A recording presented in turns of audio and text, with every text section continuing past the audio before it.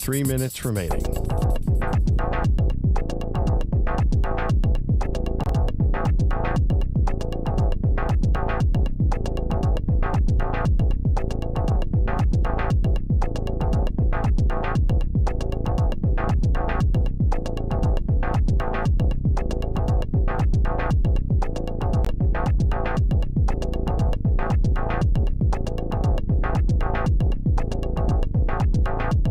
Two minutes, 30 seconds remaining.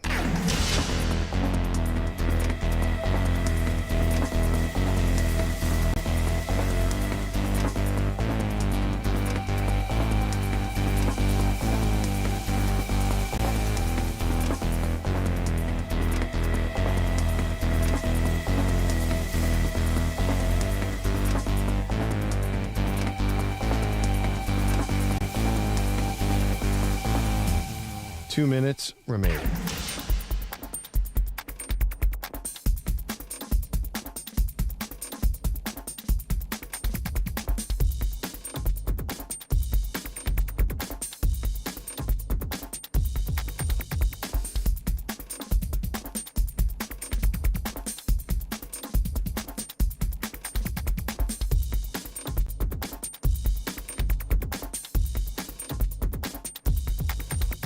One minute, 30 seconds remaining.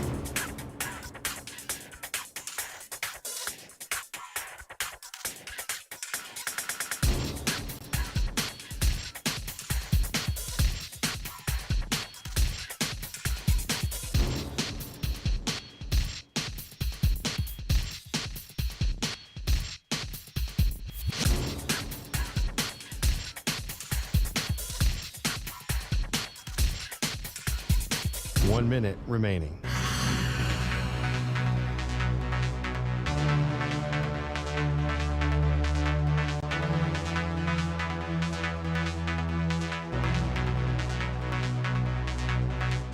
Forty-five seconds remaining.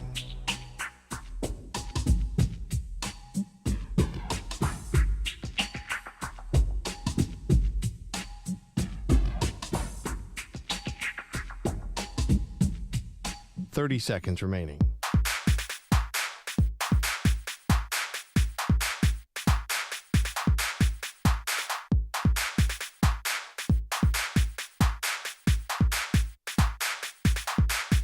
Fifteen seconds.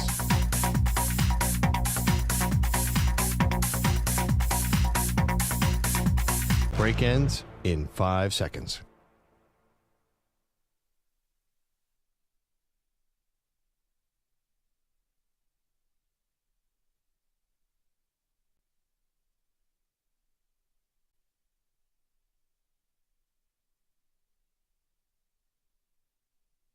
To infinity and beyond. He's live.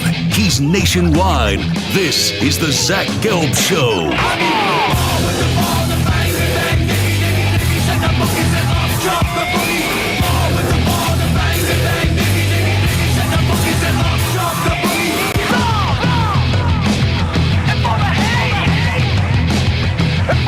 Here's your host, Zach Gelb. From the Police Show, yet not overly ostentatious studios of the Infinity Sports Network here in beautiful New York City, sitting on top of the 10th floor of 345 Hudson Street. Welcome on in to another week and a Monday edition of the Zach Gelb Show across all of the great local Infinity Sports Network affiliates, Sirius XM, Channel 375, the free Odyssey app, and of course, streaming on YouTube. 888-710-4ISN. That's 888-710-4476 is the number to jump on board. You could always get at me on Instagram, where I'm straight flexing, or via the good old cesspool of Twitter at Zach Gelb. That's ZACHGELB. Bruce Pearl is off to another Final Four. He's going to join us on the show an hour 20 from now at 4:20 p.m. Eastern, 1:20 p.m. Pacific today. Just punched his ticket to the Final Four yesterday after defeating Tom Izzo and Michigan State. Now will be jumping up on the show with us coming up in an hour 20 from now. And then John Fanta, who I think is like the voice of March Madness right now, with how many reports he does and how many interviews, and, he talks to everyone. He's going to stop by at 5 p.m. Eastern, 2 p.m. Pacific time. So we'll talk to Fanta, we'll talk to Bruce Pearl today, and we'll always talk to you, however you may consume us on this Monday edition of the Zach Gelb Show. All righty. Let's do this right out of the gate. All 4 number 1 seeds have made it to the NCAA tournament Final Four for the first time since 2008. Let's kind of recap the games from over the weekend right out of the gate, and then I'll give you a thought or two on the Final Four that's going to commence in San Antonio on Saturday. We are, by the way, as a show, we're going to be off on Wednesday. Andy Gresh is going to be filling in because we're using it as a travel day because the flight times are very inconvenient for our show. So we're going out to the Final Four on Wednesday. We'll be doing 2 live shows there, Thursday and Friday, as the Final Four is set. As you will see Auburn go up against Florida in the SEC showdown, and then you will see Houston up against Duke. The Florida-Texas Tech game on Saturday was the wow game because Texas Tech looked like they were going to be on their way to the Final Four. They had that crazy game up against Ole Miss, and then you follow it up with this contest up against Florida, and I'm watching that contest and that game, and I'm sitting there and I'm saying, oh my goodness gracious. Texas Tech up against Arkansas was the crazy finish, not Ole Miss, I said. But anyway, Florida and Texas Tech, you're sitting there, and it's a 9-point game with a little over 3:15 to go. And Florida was supposed to just walk through the park and beat up on Texas Tech. And they're sitting there down 9 with about 3:15 to go. And let me tell you, I don't think he's the best player in the NCAA tournament because the best player to me is Cooper Flagg. But the most entertaining player in the NCAA tournament, the most jaw-dropping player in the NCAA tournament is Walter Clayton Jr. What he has been able to do and what Florida has done from the SEC tournament and on, and I know they've only lost 4 games this season, but it reminds me a lot like Steph Curry, if I'm just being honest. Now, when Steph Curry played in college, he was at Davidson, right? He wasn't out of school with the brand recognition and the name recognition of Florida. But the other night, where you see Walter Clayton Jr. right at the rim, and then he doesn't go up with it, he dribbles it out and hits that sensational 3. That was a Steph Curry, wow, just like unbelievable video game type of moment. And it was pretty sensational and pretty surreal to see. So, yes, we all know Cooper Flagg is going to be the number 1 overall pick in the draft. We all know pound for pound, he is the preeminent player in the NCAA tournament. But what Walter Clayton Jr. has done in this tourney, I think he's the most exciting player to watch. Like, if you say to me, Zach, you only get to watch one player in the NCAA tournament, even though Cooper Flagg is better, I'm preferring to watch Walter Clayton Jr., especially with those video game jaw-dropping type of 3s that he hits. So Florida, they find a way to survive and advance. I'll tell you, that's not twice Florida. If you look at their run and what they've done in this NCAA tournament, they probably should have lost that UConn game, and they pulled the rabbit out of the hat in the final 3 minutes. And if we're being real, they probably should have lost up against Texas Tech, but then they pulled another rabbit out of the hat in the final 3 minutes as well. So Coach Golden, Walter Clayton Jr., they are off to the Final Four. Well, they go up against Auburn. We'll get to Auburn in just a second. But I'll tell you, the most disappointing thing of the weekend was Duke, Alabama. I thought for sure we were going to get a high-octane, offensive, explosive game where we were going to see both of these teams be well into the 80s, maybe even the 90s. And you saw what Alabama did in the game prior, where they eclipsed over the 100-point mark. We know Duke did as well.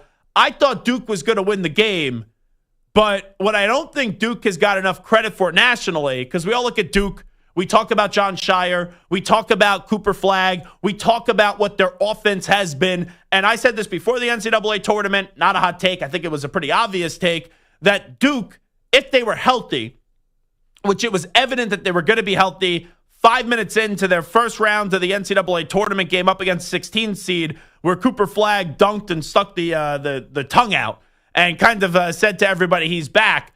But I think the underappreciated part about Duke is their defense, because Alabama was a juggernaut.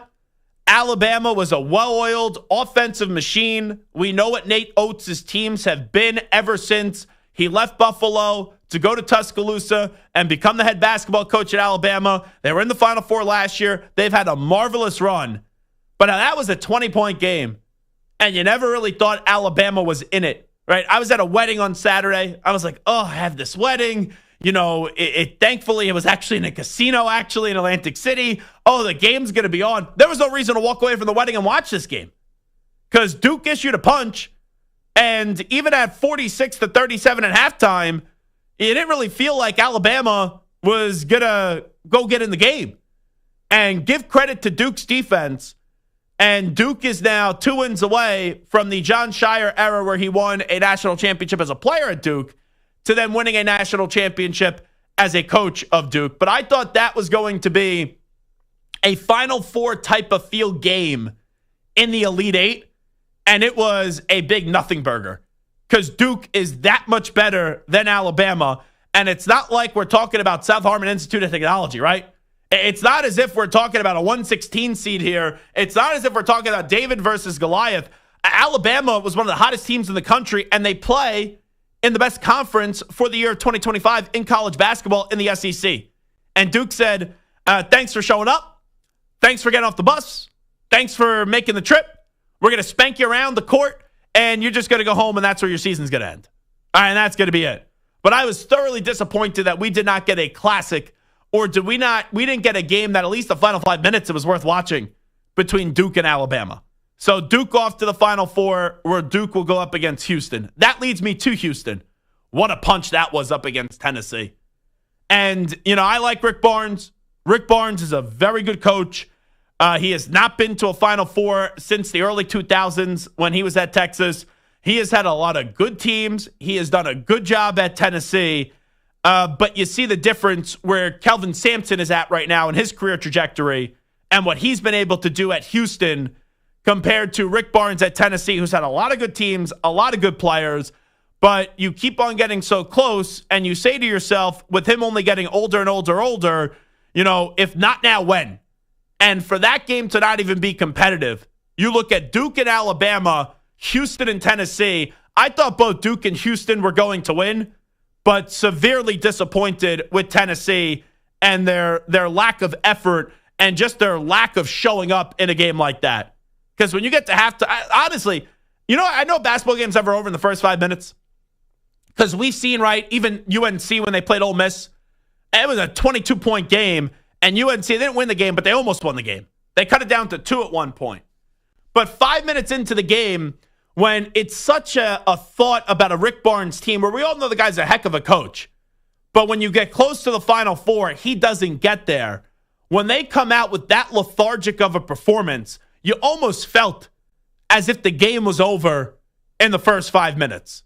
And, you know, forget about the first 20 minutes. When it's 34-15, we've seen comebacks happen before.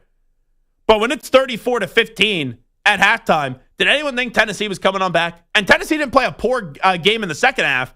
They were dead even, both at 35 apiece. But that start just dug you into such a deep hole that there was no way Rick Barnes in Tennessee was going to prevail. But let's give a lot of credit to Kelvin Sampson. And you know what? I found the video. I put it out on my social media. So Temple in 2019, my alma mater, they beat Houston. And since then, I was heckling Kelvin Sampson at that game. You know, he took his tie off. He collapsed on the court because he was so disgusted with the officiating. And I am 3 or 4 rows behind Kelvin Sampson, and I'm trying to get him a technical foul. I am heckling him. I am yelling at the ref, tee him up. Well, I did the number crunching. Since that video that I took in January 2019, Kelvin Sampson is 234.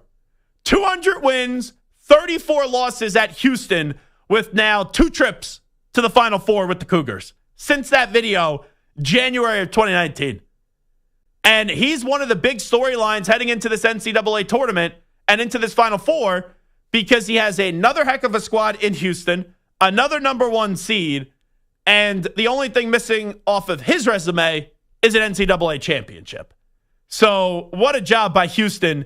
And they came with an effort in the first 5 minutes where it's very tough to win a basketball game in the first 5 minutes. They knocked out Tennessee, though, in the first 5 minutes. And then get to Auburn and Michigan State. Auburn actually, to me, in a weird way, because they're a number one seed, it's tough to say they've been the most impressive team in the NCAA tournament. But from where they were heading into the NCAA tournament, where they lost 3 out of 4, and I know that the SEC is a gauntlet, so it's not a shame to lose 3 out of 4 in the SEC towards the end of the season. But the way that they've played and how deep they are with Janai Broome, Tahad Pettiford, Denver Jones. I know he hasn't been fully healthy, but Chad Baker Mazzara. That team is so well-rounded. And that team is unbelievable. And we'll talk to Bruce Pearl coming up in about an hour 10 from now. That game up against Creighton, I thought was enormous for them, going back to the round of 32. Because even though they were one of, if not the best teams in the country for the majority of the season, when you lose 3 out of 4 heading into the NCAA tournament, and then you beat a 16 seed in Alabama State, and you beat them like a drum, no one is going to praise you. But Creighton was a veteran team with Kalkbrenner, with Ashworth, and they just dominated that game. And over the weekend, even when Michigan went on a little bit of a run, I think they were up by 9. And it's like, oh, Auburn's in a little bit of trouble. Auburn just quickly came roaring back.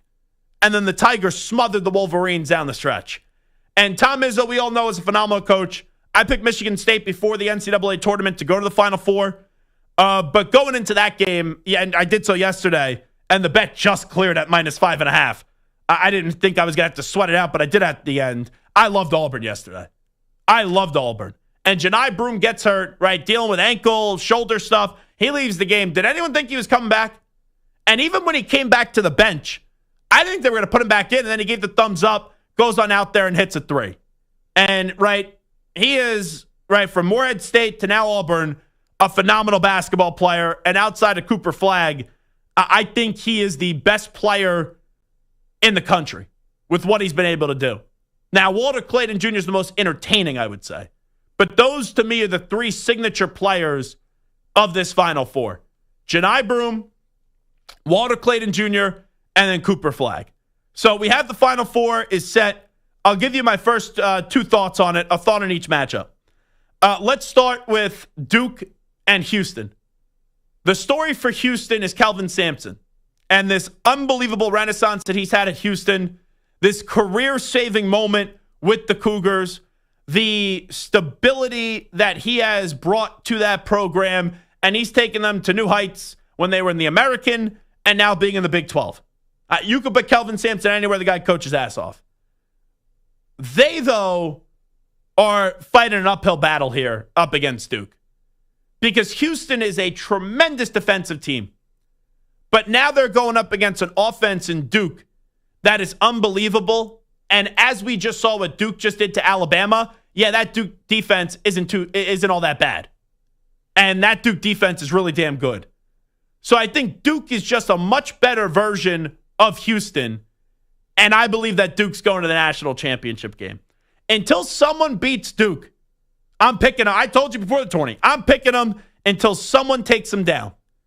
So you look at the Duke side of it, there's 2 storylines here at play. Number 1, Cooper Flagg, the best player in the country. But then number 2, I think we need to show appreciation for John Shire. Right? Filling those shoes of Mike Krzyzewski is not easy. And I know that you have some bumpers at Duke, but ask Kyle Neptune if that worked at Villanova when he replaced Jay Wright. I know that Hubert Davis has been to a national championship game. Ask how he's feeling right now in replacing Roy Williams. Shire, who now has his moment, right? He has got to a Final Four. You still got to win a championship at Duke, if not multiple championships, right? When you're taking over Coach Krzyzewski. But what he's been able to do as a coach, I don't think we appreciate it enough because we just talk about Duke, and what Duke has been. And you think any dummy can get on the sideline and coach at Duke, which is not the case. So I think those are the 2 storylines there. Obviously, it's Cooper Flagg, but also it's John Shire. And anything short of winning a national championship this year for Duke is a disappointment. So I do like Duke coming up early in the week on Saturday night. Auburn and Florida, though.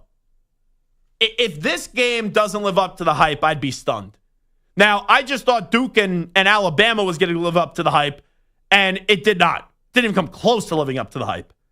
But Auburn, led by Bruce Pearl, you talk about the career renaissance for Kelvin Sampson in Houston. Very similar what he's been able to do at Auburn. And you throw him in the SEC, and that conference just keeps on getting better and better. And then you go up against Florida with Coach Golden, who, by the way, was coached by Bruce Pearl in the 2009 Maccabi games. And when Bruce Pearl got to Auburn, he hired Golden, who was on the staff in some capacity at Columbia. And now they're going up against each other on Saturday night. The key to this one, especially with how Florida could shoot the basketball, Auburn's defense is really damn good. And Auburn's backcourt is phenomenal. And Denver Jones could be one of the best defensive players in the country. To see that defense up against Walter Clayton Jr., that's what gets me excited for this matchup on Saturday night.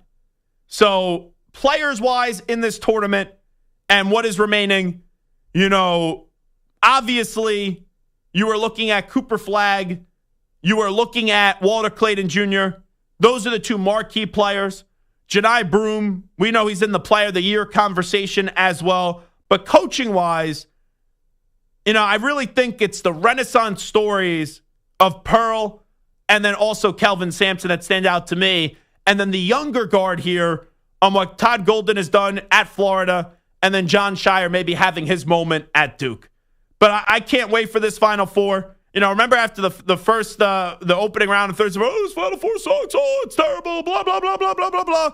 And I said, when you don't have these Cinderellas, and when you get to the Sweet 16, you have one double-digit seed in the Sweet 16, and it was Coach Cal at Arkansas. Right? That's not your stereotypical Cinderella. I thought we were going to get some great games. You've had some really good games, and now with 4 number 1 seeds remaining, the first time since 2008, let's buckle up and let's have a tremendous showdown in San Antonio for the Final Four. Auburn and Florida, I think, is going to be a magnificent game. I will never count out Kelvin Sampson in terms of giving it a game, but I would be very surprised if Duke isn't in the national championship game on Monday night. All right, if you want to react to the Elite Eight, Sweet 16 from over the weekend, leading us into the Final Four, which will be doing 2 shows from San Antonio on Thursday and Friday, 888-710-4ISN. That's 888-710-4ISN, 888-710-4476. We'll take a break. Bruce Pearl going to join us coming up an hour from now, 4:20 p.m. Eastern. John Fanta at 5 p.m. Eastern. We'll continue to do a ton of college basketball today, but when we come on back, Sean McDermott, he sounds like a dope. Just talking, in the last 24 hours at the owners' meetings about banning the tush push and also an 18-game season. I don't think it's a matter of if it's going to happen, just when. Are we good with potentially seeing 18 regular season games in the NFL? So we're chatting a little football next. Zach Gelb Show, Infinity Sports Network. You're in a 5-minute break.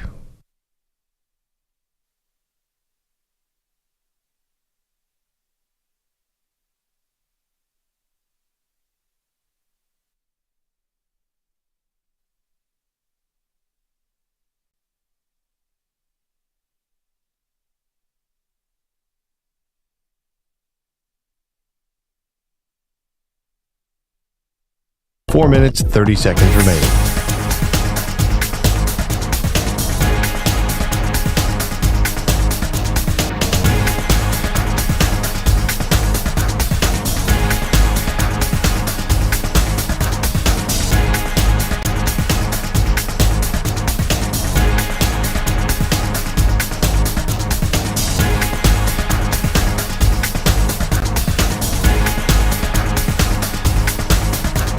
Four minutes remaining.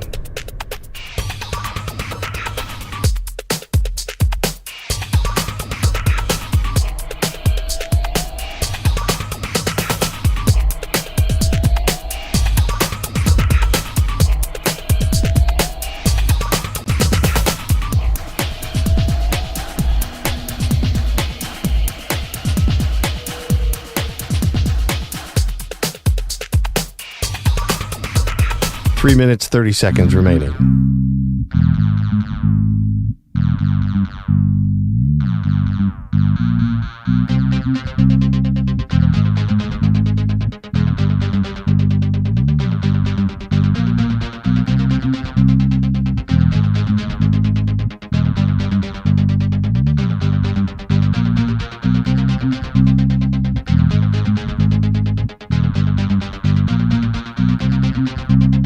3 minutes remaining.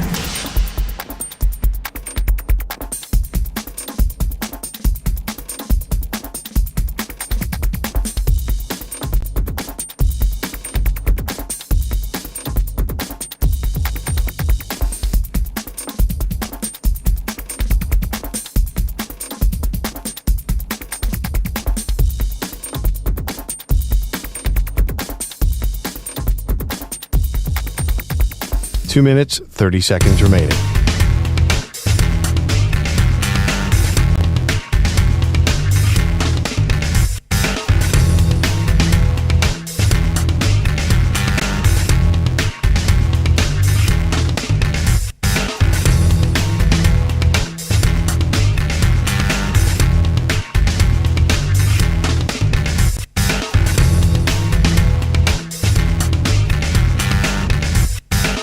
Two minutes remaining.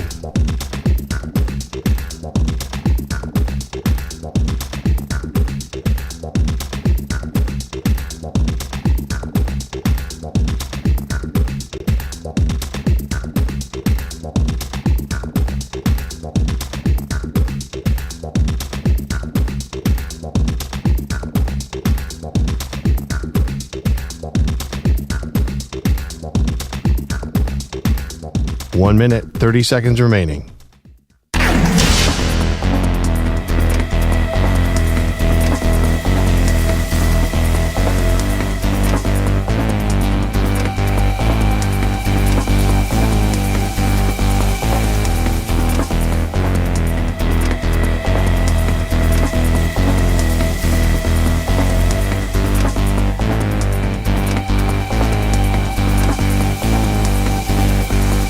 One minute remaining.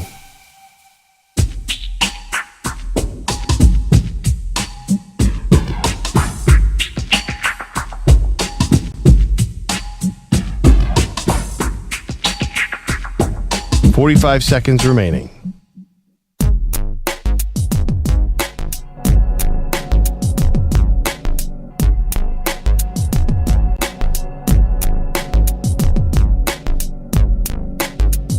Thirty seconds remaining.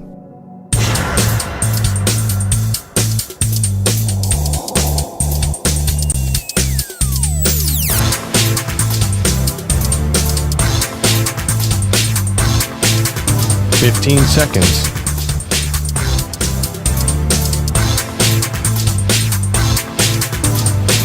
Break ends in 5 seconds.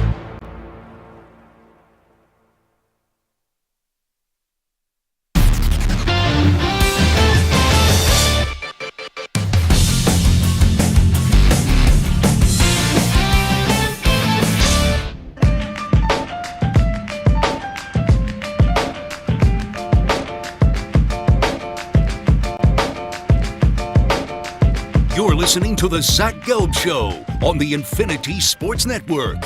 All right, it is the Zach Gelb Show on the Infinity Sports Network. I always think that there's a time in life, right? Everyone has this moment where you have such energy about something.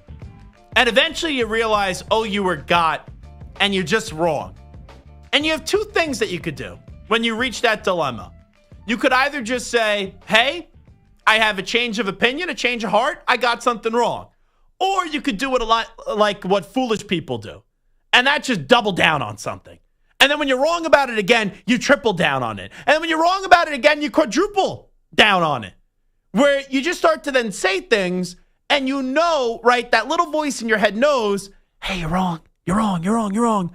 But you don't have the courage, you don't have the guts to say you're wrong, and then you have to speak on something and it's verbal diarrhea.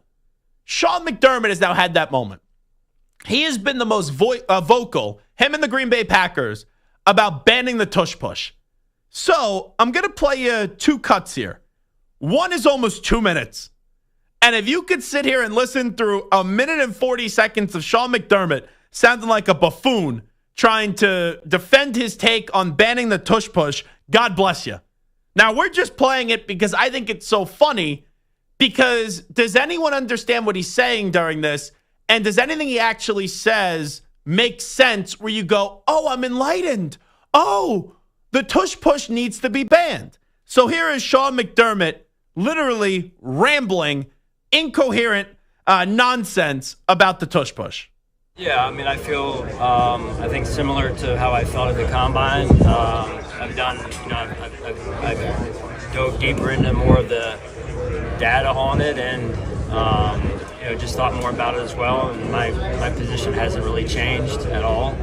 I feel where I'm most concerned is, even though there's not significant data out there to this point, my biggest concern is the health and safety of the players. First and foremost. What are you seeing with the health and safety of the players? Since, as you said, there is really no data to say there's injuries. Like, what are you seeing? Yeah, I think anytime you get in, it's two things. It's force, added force, number one, and then the posture of the players. Being asked to execute that type of play. That's where my concern comes in. There's no actual health and safety data showing that there's any problem with it after we've seen, over 300-something snaps, specifically in Philadelphia. Then how much more data do you need? Is it the hope that there's going to be injury that those would be opposed to it? Well, number one, I'm not a doctor, so I'm not going to get too deep into that situation there in terms of how much data, how much sample. I don't think that's really always the best way to go. I think is when you're looking at, there's other data out there that suggests when you're in a posture like we're talking about that can lead to serious injury, and I think being responsible and proactive in that regard is the right way to go.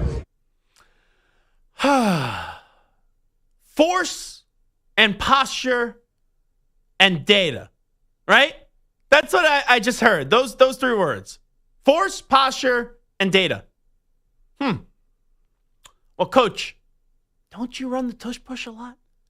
So if you're so concerned about the force and posture of your players and the data, which there has never been an injury caused from the tush push, is so concerning to you that you think it needs to be banned, then why do you run it? Well, that's a good question. And I give credit to Elliott Shore-Parks, who said pretty much that when talking to Coach Sean McDermott, where if you're so opposed to it, are you going to continue to run it if it's not banned? If it remains and you have concerns about the safety, do you think you'll continue to run it? Because I think you ran it quite a bit last year. A form of it, right? Okay. A form of it. So I think it's a loose term, really, in terms of what defines a tush push. So there's different forms of it out there. I know we are one of the teams that people identify that run it. That's fair. There's other teams as well. So we're gonna always act in a way that's best for the health and safety of the players, and I think that's the responsible way to go. Mr. McDermott, what you just said is one of the most insanely idiotic things I've ever heard. And no point in your rambling, incoherent response were you even close to anything that could be considered a rational thought. Everyone in this room is now dumber for having listened to it. I award you no points, and may God have mercy on your soul. That's what I would have said to Sean McDermott in that moment. He just sounds lost. Like, Coach, you're sitting there freaking out about the data. You're sitting there, you're freaking out about your analytics and all this stuff and what it's telling you and all this. And when you go through everything that you're kind of deciphering through, you're not making, I don't even know what he's trying to say. So we think it's unsafe. Our data tells us that, even though there's no injury. So what is the data? Oh, you don't know. It's like the more and more you go through this and the more and more you kind of figure out what's going on, it's almost that Sean McDermott just knows that he's got, right? And he's sitting there and he's trying to tell you, oh, okay, this is what's happening and this is why I'm against it. But you run it. It would almost be like if Sean McDermott was a parent and you tell your kid, hey, don't drink soda, right? Soda's bad for you. Soda's unhealthy for you. We don't want you drinking soda. This is what Sean McDermott's basically saying to his kid. But then he walks in with like a gallon of Diet Coke and a liter of Diet Coke. That's pretty much what he's doing right now. He's saying, oh, my data, what data? Because no one's got hurt from the tush push.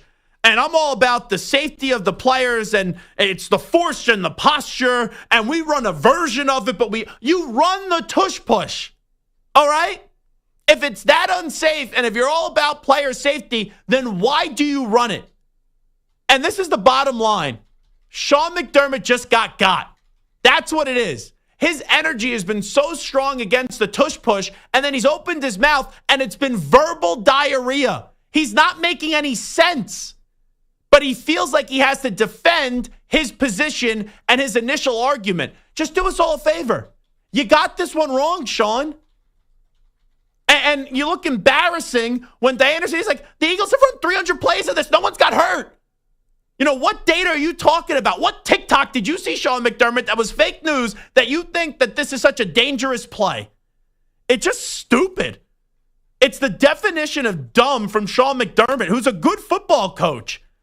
But, Sean, don't become a lawyer because your arguments are lousy. They stink. You are so against this, and you don't have a damn clue what you're talking about. Here is Brad Holmes, the Lions general manager, on PFT Live with Mike Florio. He supports the tush push. They came up with it, and they've been effective at it. And so if you don't like it, stop it. I mean, that's kind of our stance of it. Now, look, I know there's deeper conversations and with injuries and all that kind of stuff, but that's our stance on it. Is just they're really good at it, and you know there's other teams that have tried it that have not been as effective at it. It's part of their identity. They came up with it, so if you don't like it, then stop it. Yeah, I think the Packers and the Bills are just coming off as insufferable whiners in this. I love what Brad Holmes just said, and that's my take on it. Now, let's get to player safety. Right? Because we go from one hypocrite and Sean McDermott to the next, the NFL. How much is the NFL just shove down your throat and always say, oh, we're all about player safety? They're selectively about player safety. The NFL is all about money. They're all about cash. And just when you think the NFL makes enough money, there's no such thing as enough money. So I know the NFL will probably tell you, oh, well, we're not adding an extra game. We're just going to trim away another preseason game, and then we'll add a regular season game. But at these owner meetings, they are discussing the idea of adding an 18th game. Now, the CBA, the players have some leverage here. The CBA is not expired till 2031. And you know the NFL is going to want to implement this a little bit earlier. But we're at a point right now where I don't want to see the 18th game be added in the regular season. But I don't even know if I could devote so much energy to bitching and complaining about it because I know that this is just not going to be a fight I'm going to win. So is it even a fight that's worth fighting for? That's a question.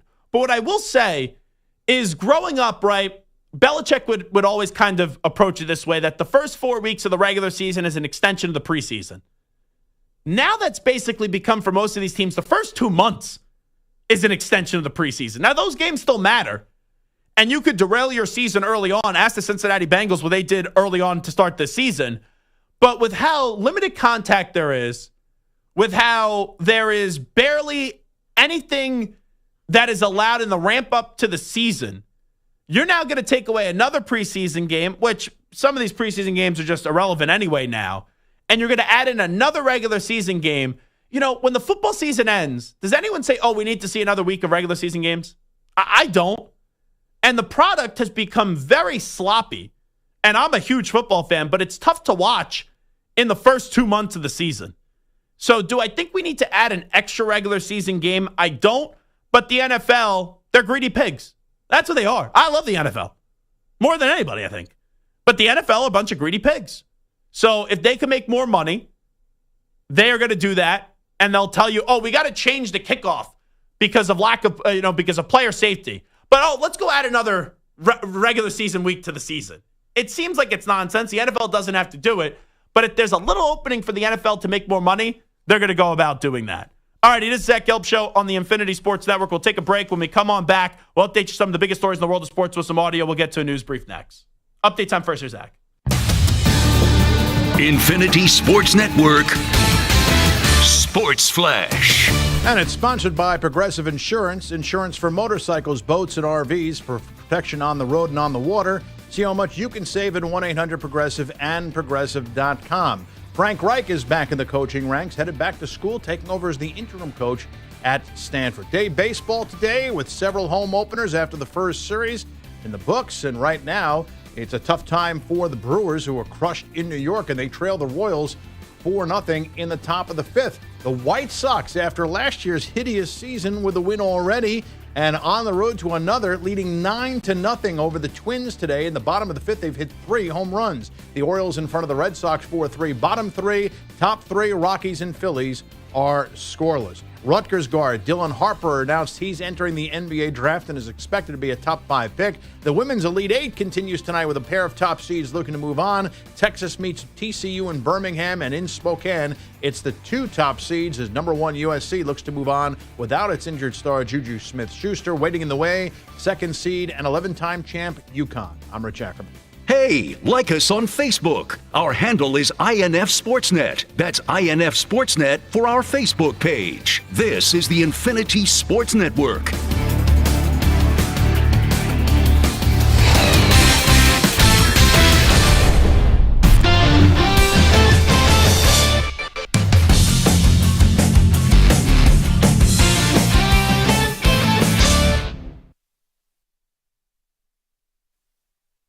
You're in a 5-minute break.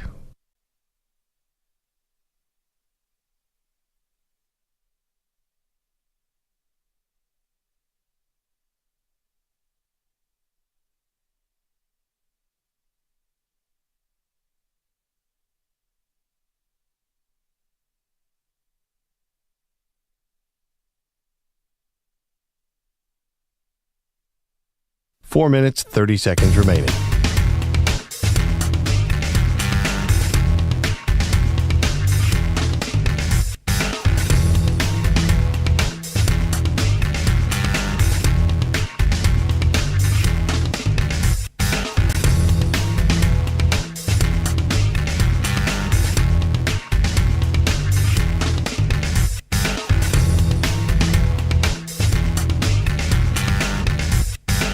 Four minutes remaining.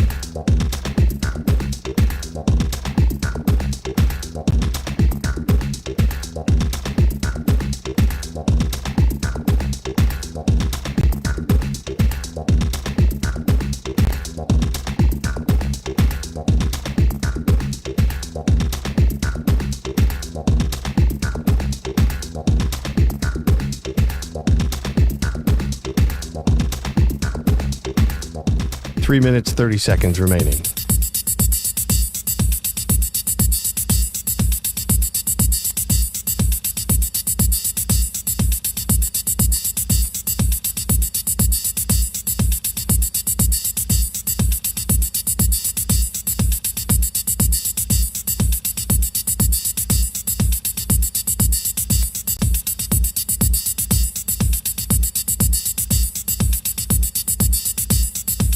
Three minutes remaining.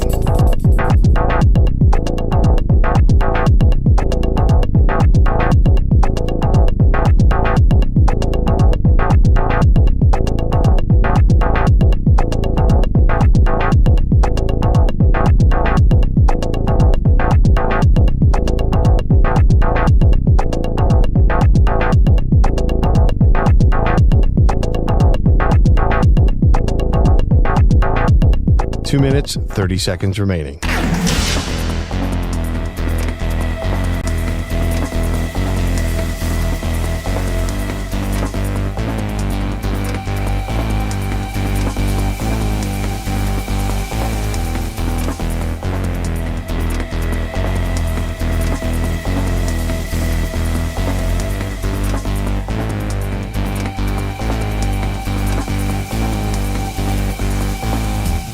Two minutes remaining.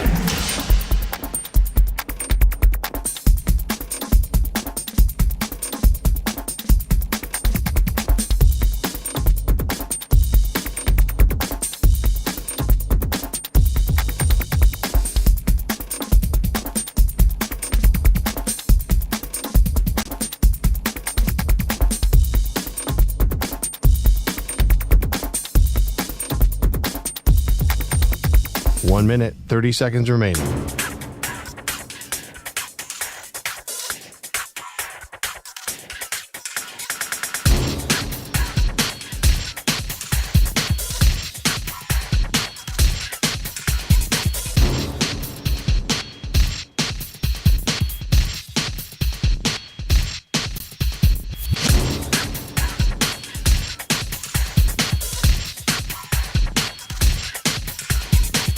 minute remaining.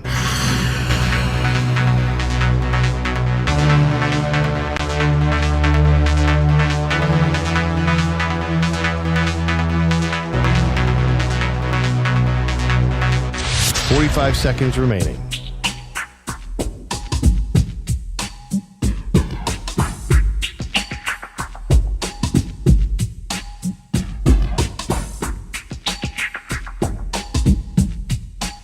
Seconds remaining.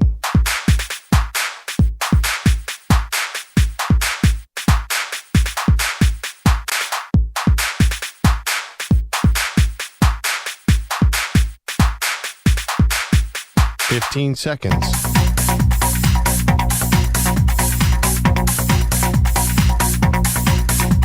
Break ends in 5 seconds.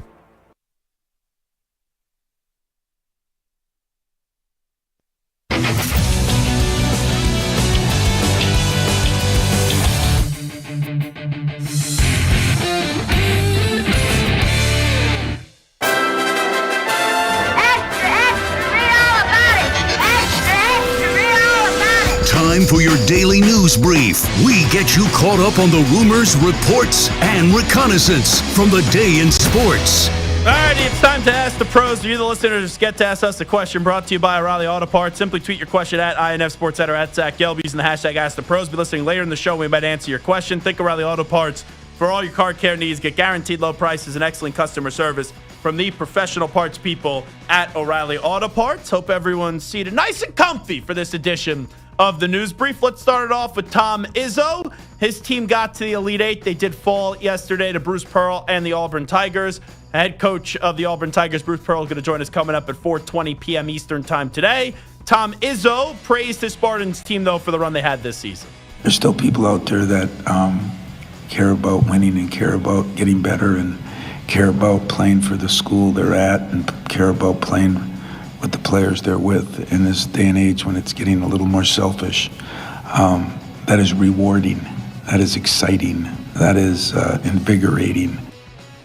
Talk about a coach that just continues to urinate on the transfer urinal, a.k.a. portal. Remember when we were debating if that was intentional or not, and we only heard the 20-second excerpt?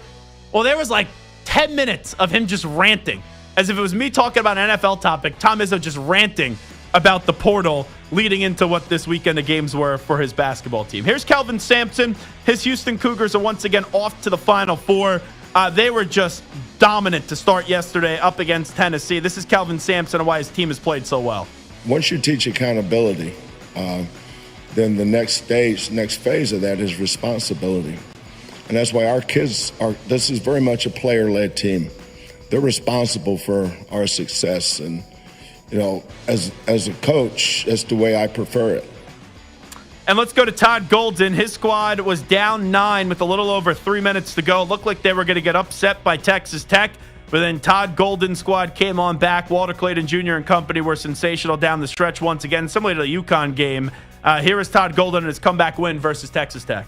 At the end of the day, you know, great teams are as good as their players lead them, and Walter's done a great job all year that way. Tommy's played his tail off for us across every game this season, and I'm really proud of these guys for the way they stepped up and made 2 big threes each down the stretch. I think we finished the game on a 17-4 run that allowed us to win, and would not have happened without these guys next to me. And let's go to Brian Callahan of the Tennessee Titans, their head football coach. How about your plans for the number 1 pick? I would be wrong to say there's a leader in the clubhouse at this point. We're still going through all of the process, and we got meetings coming up still that we have to finish. When it comes to the Colorado players, both Travis and Shador, their pro day and then their private workout. So we're just looking for those guys to perform, and that's all we're looking for. So there's 4 players in the conversation for the number 1 overall pick. I really think it's more so 3, but since he mentioned Shador, I'll throw Shador in there. But I think the decision is, do you go Cam Ward at quarterback, or do you take Abdul Carter or Travis Hunter? That, to me, one of those 3 players are going to be the number 1 overall pick.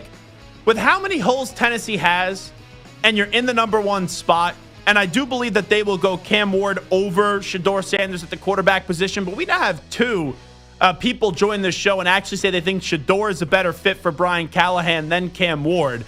Emery Hunt was someone that joined us that said that.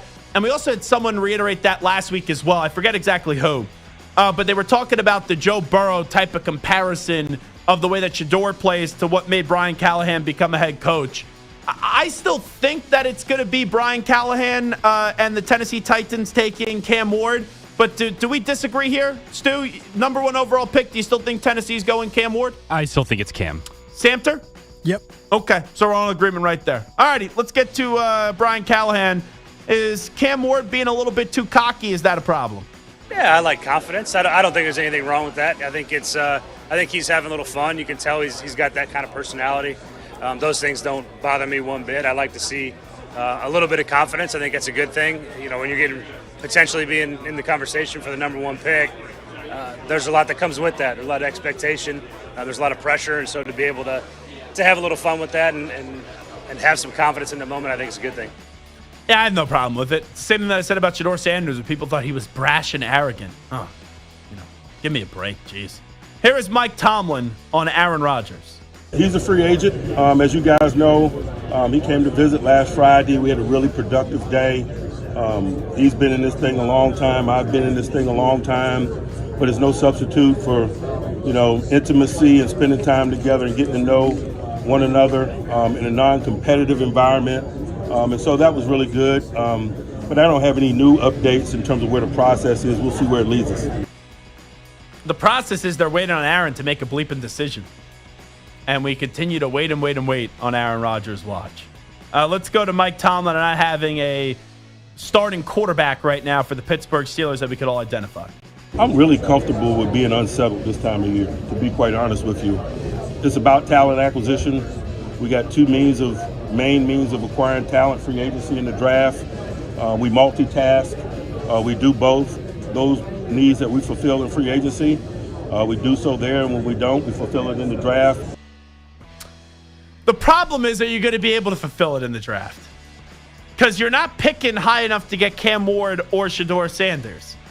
And the Steelers have kind of been in this irrelevant state at the quarterback position since Big Ben has left.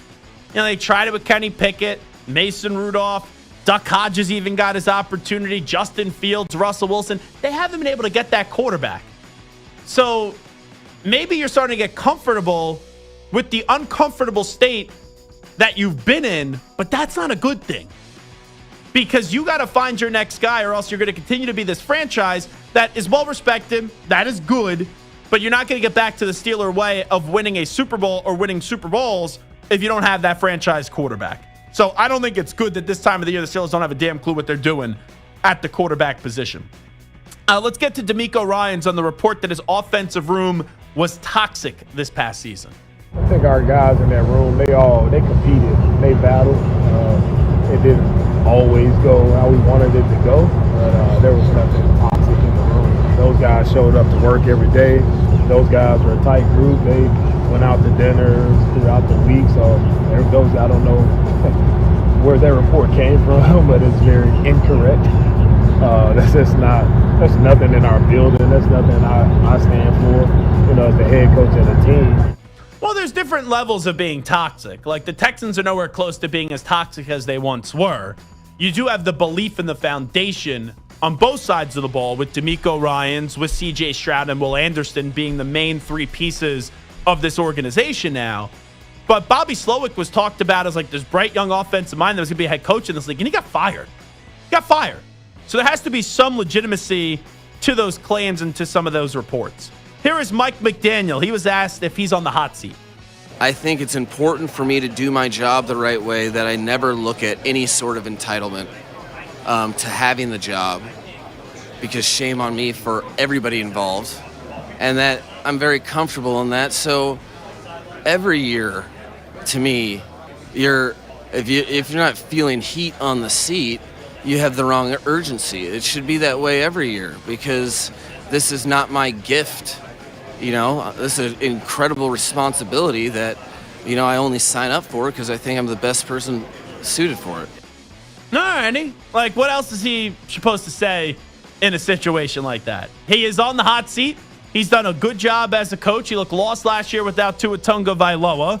But your team went all in. Like, you guys got to start winning a playoff game. Yeah, make the playoffs, and you got to win a playoff game. And that's been a struggle for them through the years is, they've been in the postseason, but they haven't been able to get the job done when it comes to the postseason. 2 years ago got in. This past year, they did not. Let's get to Kim Mulkey, who I actually think could be the most intimidating person in sports.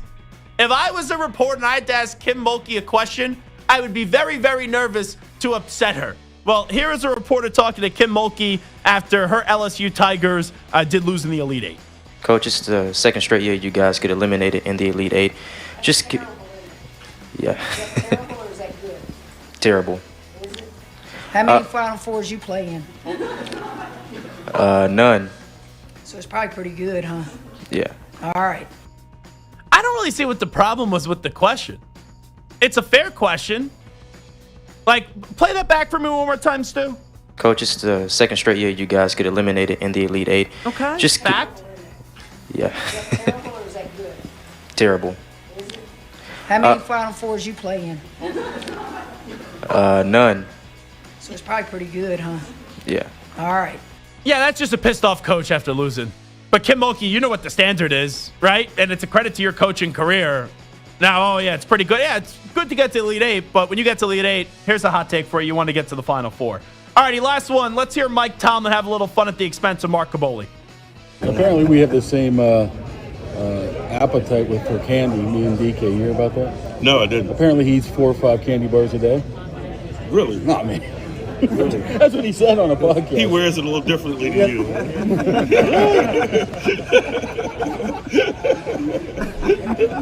Now, I think there's going to be some people that are going to be like, oh, shame on Tomlin, fat shaming Caboli. He started it off.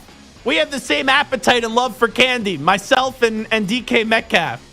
And DK Metcalf, it's crazy how players can eat that much candy and still look like how DK Metcalf does. And Tomlin, who has a relationship with Mark, says, oh, he wears it a little bit better than you do. It's a pretty funny line. But Cavalli, he wasn't asleep, but it looks like he was sleeping in that round table, and everyone's roasting him today. One of the good guys, too, in the sports media business. All right, we'll take a break. When we come on back, Aaron Rodgers or Kirk Cousins for the Steelers, Daniel Jones or Anthony Richardson for the Indianapolis Colts. Grab a chair, sit on down, have some fun. You're listening to the Zach Gelb Show on the Infinity Sports Network. Bruce Pro going to join us also 25 minutes from now.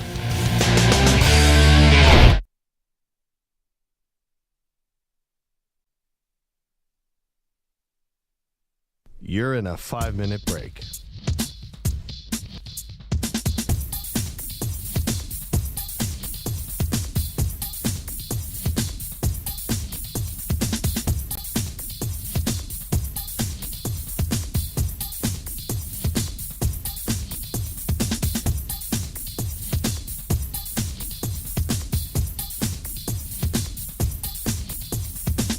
Four minutes, 30 seconds remaining.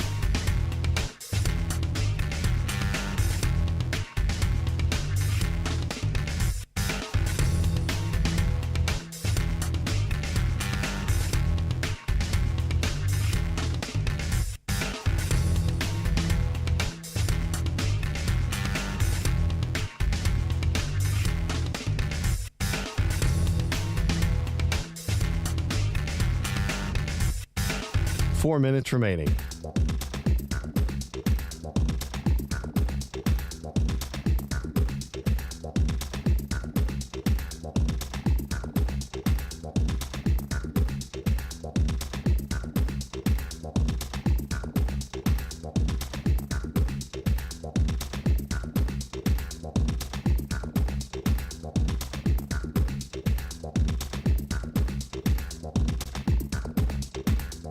Three minutes, 30 seconds remaining.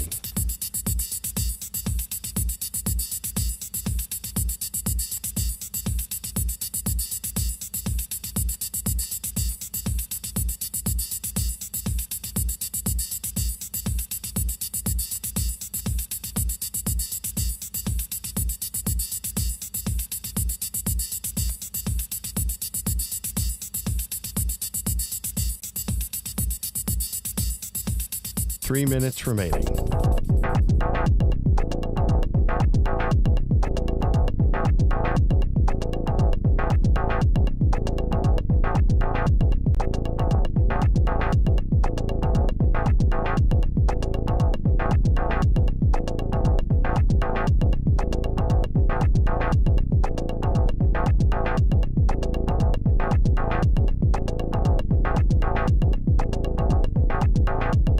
2 minutes, 30 seconds remaining.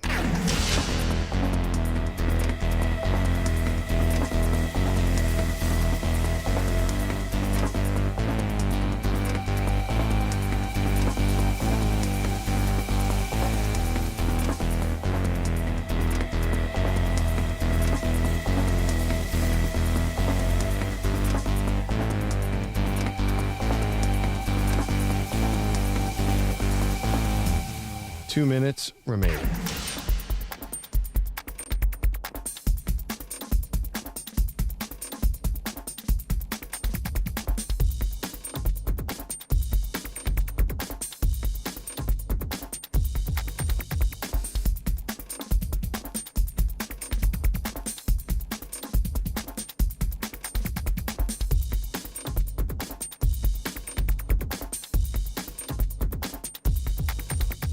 One minute, 30 seconds remaining.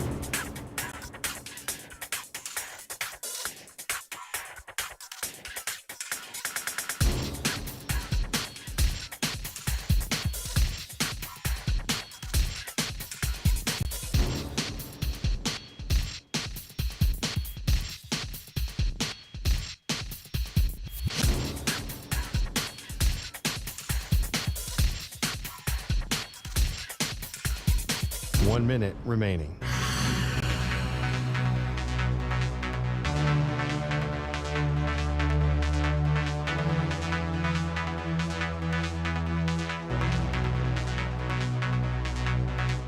Forty-five seconds remaining.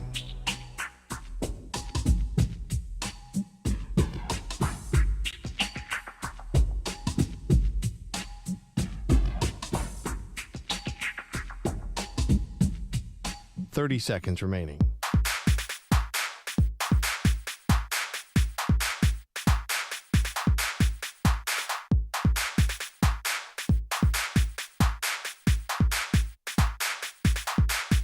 Fifteen seconds.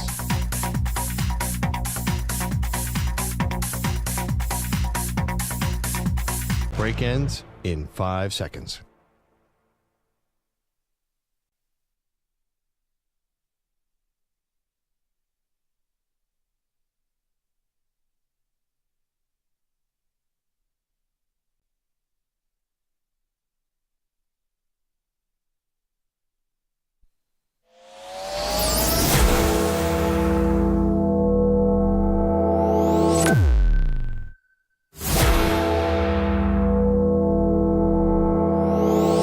Infinity and beyond. He's live. He's nationwide. This is the Zach Gelb Show. Alrighty, away we go. Hour number 2 of our radio program. It is the Zach Gelb Show on the Infinity Sports Network. You know, I will say this. I'm kind of surprised, but I'm also kind of not, that there hasn't been more of a market this offseason for Kirk Cousins. Now, a big reason the Atlanta Falcons basically aren't tangoing right now. And it takes two to tango. They're saying, unless if we have an offer that we really like, we're going to hold Kirk Cousins kind of hostage here, and we're going to keep him because of the fact we're basically paying Michael Penix Jr. nothing. Where Michael Penix Jr. is going to be our starter. However, we already allocated all this money to Kirk Cousins. We don't need to move off of him just to move off of him. And if you're not getting something that you like out of it, well, Michael Penix Jr., even the last few years, he's been healthy. His last 2 years at Washington, before that, he was a walking injury at Indiana. So there is a chance that you may need Kirk Cousins at some point this season if you're Atlanta. But the way that this did go down, you pay Kirk Cousins, you give him the 4-year contract, and then you you did draft his replacement shortly after that, where Kirk's probably thinking, okay, I'm going to Atlanta. This is my last stop. And then 2 months into that relationship, if that, you have the Atlanta Falcons with the 8th overall pick, surprising everyone and taking Michael Penix Jr. Now, Kirk didn't do himself any favors this year, but with being in his mid-30s, the injury that he's coming off of, other injuries that he sustained, I don't think Kirk Cousins, or I know Kirk Cousins, wasn't fully healthy last year. And even if there's added injuries, let's just talk about Achilles and ACLs, right? Those two different injuries. how many times do we see a quarterback where they return and then it takes them another year to really be back? Like, you could be back, but are you back? And Kirk Cousins had some moments last year, up against Philadelphia early on in the season where he was god-awful to start that game. But he went on the big drive late where it was like, okay, he's back. Played well up against Kansas City. Had a nice game up against Tampa Bay. But then down the stretch, it got ugly. And I would just say Kirk Cousins, and maybe this is why it shouldn't be surprising, because forget about the contract, but why the market isn't so robust for him this offseason isn't Kirk Cousins like the definition of just like the solid good quarterback? Stu, the only other person I could think of that a guy is stuck around the league so long and is just solid, is good, but you're never looking at him saying he's elite. You're never looking at him and saying, he's great. You're never looking at him and saying he's a top 5, top 6, top 7, top 8 quarterback. Kirk Cousins is kind of Derek Carr on steroids, is the way that I would say it. Derek Carr is another one of those guys, Stu, that he's good. You could do a lot worse, but you could also do a lot better. Now, the thing that Kirk Cousins has going for him more than Derek Carr is at least he's been on a lot more winning teams. And he's been in the postseason more than Derek Carr. And he at least had that one postseason moment where it was up against the Saints and he had some big throws in that game to Thielen. And I want to say he found Kyle Rudolph in the back left end zone to go win that playoff game. Where Derek Carr hasn't been to the postseason enough. And when he's there, right, he had the way that game ended up against the Cincinnati Bengals. Sorry to bring up some bad moments to you. So it's like, okay, you got a good quarterback. Could he still play in this league? Absolutely. Is Kirk Cousins, if he's available, is he probably better this year than he was last year? I would think so. But you factor it in, poor play at times last year, coming off the injury, also more wear and tear to the body. You're not 100% healthy. And then the price tag being so rich, how many teams want to commit themselves to basically being in no man's land? Because that's what Kirk Cousins is now. You bring him in, you're not bringing him in with the goal of going to a Super Bowl. You're not bringing him in with the goal of going to a conference championship game. You're bringing in a guy that costs you a lot of money to basically be a placeholder. And to basically be a guy where you could look at and you'd be like, we will have a solid, good quarterback, but there's limitations that you have with that. It's like, Stu, your team, they went with Geno Smith, who's a similar type of quarterback. He's good. Geno's fine. Could you do a lot better? Yes. Could you do a lot worse? Yes. I understand you had the familiarity with Geno Smith. But if the Raiders said, you know what, we're not going with Geno, we're going to go with Kirk Cousins, would you have been on board with that for your football team? Yes, for 1 year, I think so, especially. And then I think they could have still drafted Shedeur at 6. Yeah, that's the only tricky part. You're now going to be in year 2 of the Kirk Cousins contract. If you're trading for him, you have him on the books for 3 years. Now, the Falcons owe him a ton of money. We know that. But Geno Smith's only he has 1 year left in that contract. And I don't know how much you're hearing in your Raider world, because the trade happened and that was kind of it. There was an assumption because the Seahawks are trying to get a deal done. And I guess Geno Smith was just like, okay, this isn't going to work. Maybe there's a little hush-hush conversation with Pete Carroll and Geno Smith. Who knows? I've seen crazier things happen. But there really hasn't been much on this potential new contract for Geno Smith, right? No, there's almost an assumption, no, it will get done, though. Yeah. This isn't just trade for him and have him for 1 year and let him go. Maybe they tack on 2 more years, and really that second year that they tack on is kind of like a dummy year. Or maybe it's an option, and it's really just 1 more year with the nice salary and some more guaranteed money. That's what I would imagine. But I don't see why the Raiders, even though Pete's on a 3-year deal, and it changes the way that you view the Raiders, because it's kind of like, okay, you got to go for it. You're not really going to go win a championship. It's just restoring some respectability. I would be surprised if Geno Smith is playing 3 or 4 years for the Raiders, because he's already in his 30s. I think this could be like a 2-year marriage. I think 2 or 3 years. Which is basically 4 years would be a lot. Isn't it what we said in Seattle? Like, oh, I'll be there for 2, and then it ended up being there more for 2 years. It's, can you put yourself in a position to get that next guy? Now, the Seahawks just never sucked, right? The Raiders, we know, have the ability to be god-awful. So even if they don't take Shedeur this year, if he's not available, there's a good chance, even though the Raiders could be improved this year, that the Raiders are still picking in the top 10 next year. Maybe there's a deeper quarterback draft class, and then they get their guy. But anyway, getting back to Kirk Cousins. He is available, but no one's biting so far. And now you're kind of narrowing down the list. Because, right, like you go through all 32 teams. The Bills aren't moving for him. The Dolphins aren't moving for him. The Jets already made the move with Justin Fields. The Patriots have Drake May. The Ravens don't need him. The Steelers could be of interest if they don't get Aaron Rodgers. The Bengals will not. I think Cleveland's still a possibility. But can they financially afford that with the Watson and Kirk Cousins thing? It's almost like the Browns, if they're going to get Kirk Cousins, they're going to need him to get released. And if you're Atlanta, then you're already paying him. Why wouldn't you just keep him around? Texans aren't making that move. The Colts have already identified their two guys, which if you say you have two quarterbacks on your roster, you probably don't have a quarterback on the roster. The Jaguars aren't doing it. If Tennessee somehow passes on a quarterback, do you bring in Kirk? I think they just roll with Will Levis then for another year. One last-ditch effort. Kansas City doesn't need him. The Chargers don't need him. The Broncos don't need him. And the Raiders don't need him. Then you get through the NFC. Eagles no. Commanders no. Cowboys no. Giants, well, they just have Jameis Winston and Russell Wilson, so no. Lions no. Minnesota, I know that will be floated out there. It's J.J. McCarthy's going to be their starter, I hope. Green Bay, no. Chicago, no. Tampa Bay, no. Carolina, no. The Saints wouldn't be, well, you have Derek Carr, so it's like, why would you then swap out Derek Carr for Kirk Cousins? I know Kirk Cousins better, but the Saints wouldn't be it. Rams, no. Seahawks just got, I don't think they're bringing in Kirk Cousins. I don't think that's going to happen. But Seattle, they brought in Sam Darnold, so yeah, that's not happening. Cardinals, only if Kyler Murray gets hurt.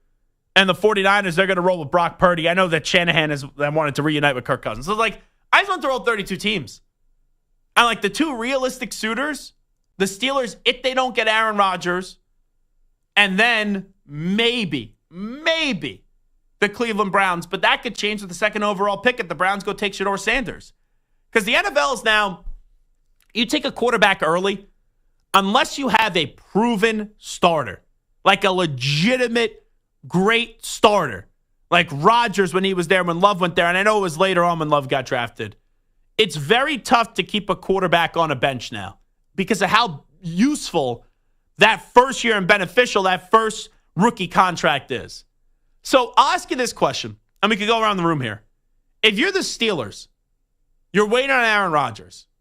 Aaron Rodgers is just keeping you in the dust right now. Would you just pivot and then just go get a deal done for Kirk Cousins? Would you say, bleep you, Rodgers, we're not waiting for you anymore. We're not being, prisoners here of Aaron Rodgers and go get Kirk Cousins? What would you think on that one, Samter? Would you rather have Cousins or Rodgers? I honestly would rather have Cousins because I'm so worried about what Rodgers could do to the locker room and the culture. And Kirk Cousins is going to be out there trying his best to prove all the doubters wrong, whereas Rodgers, it's 1 foot in, 1 foot out, podcast here, vice presidential run there, football practice maybe if I feel like it. So maybe Rodgers is better, but you have the locker room issues, and then you have the fact that he's not going to be all in.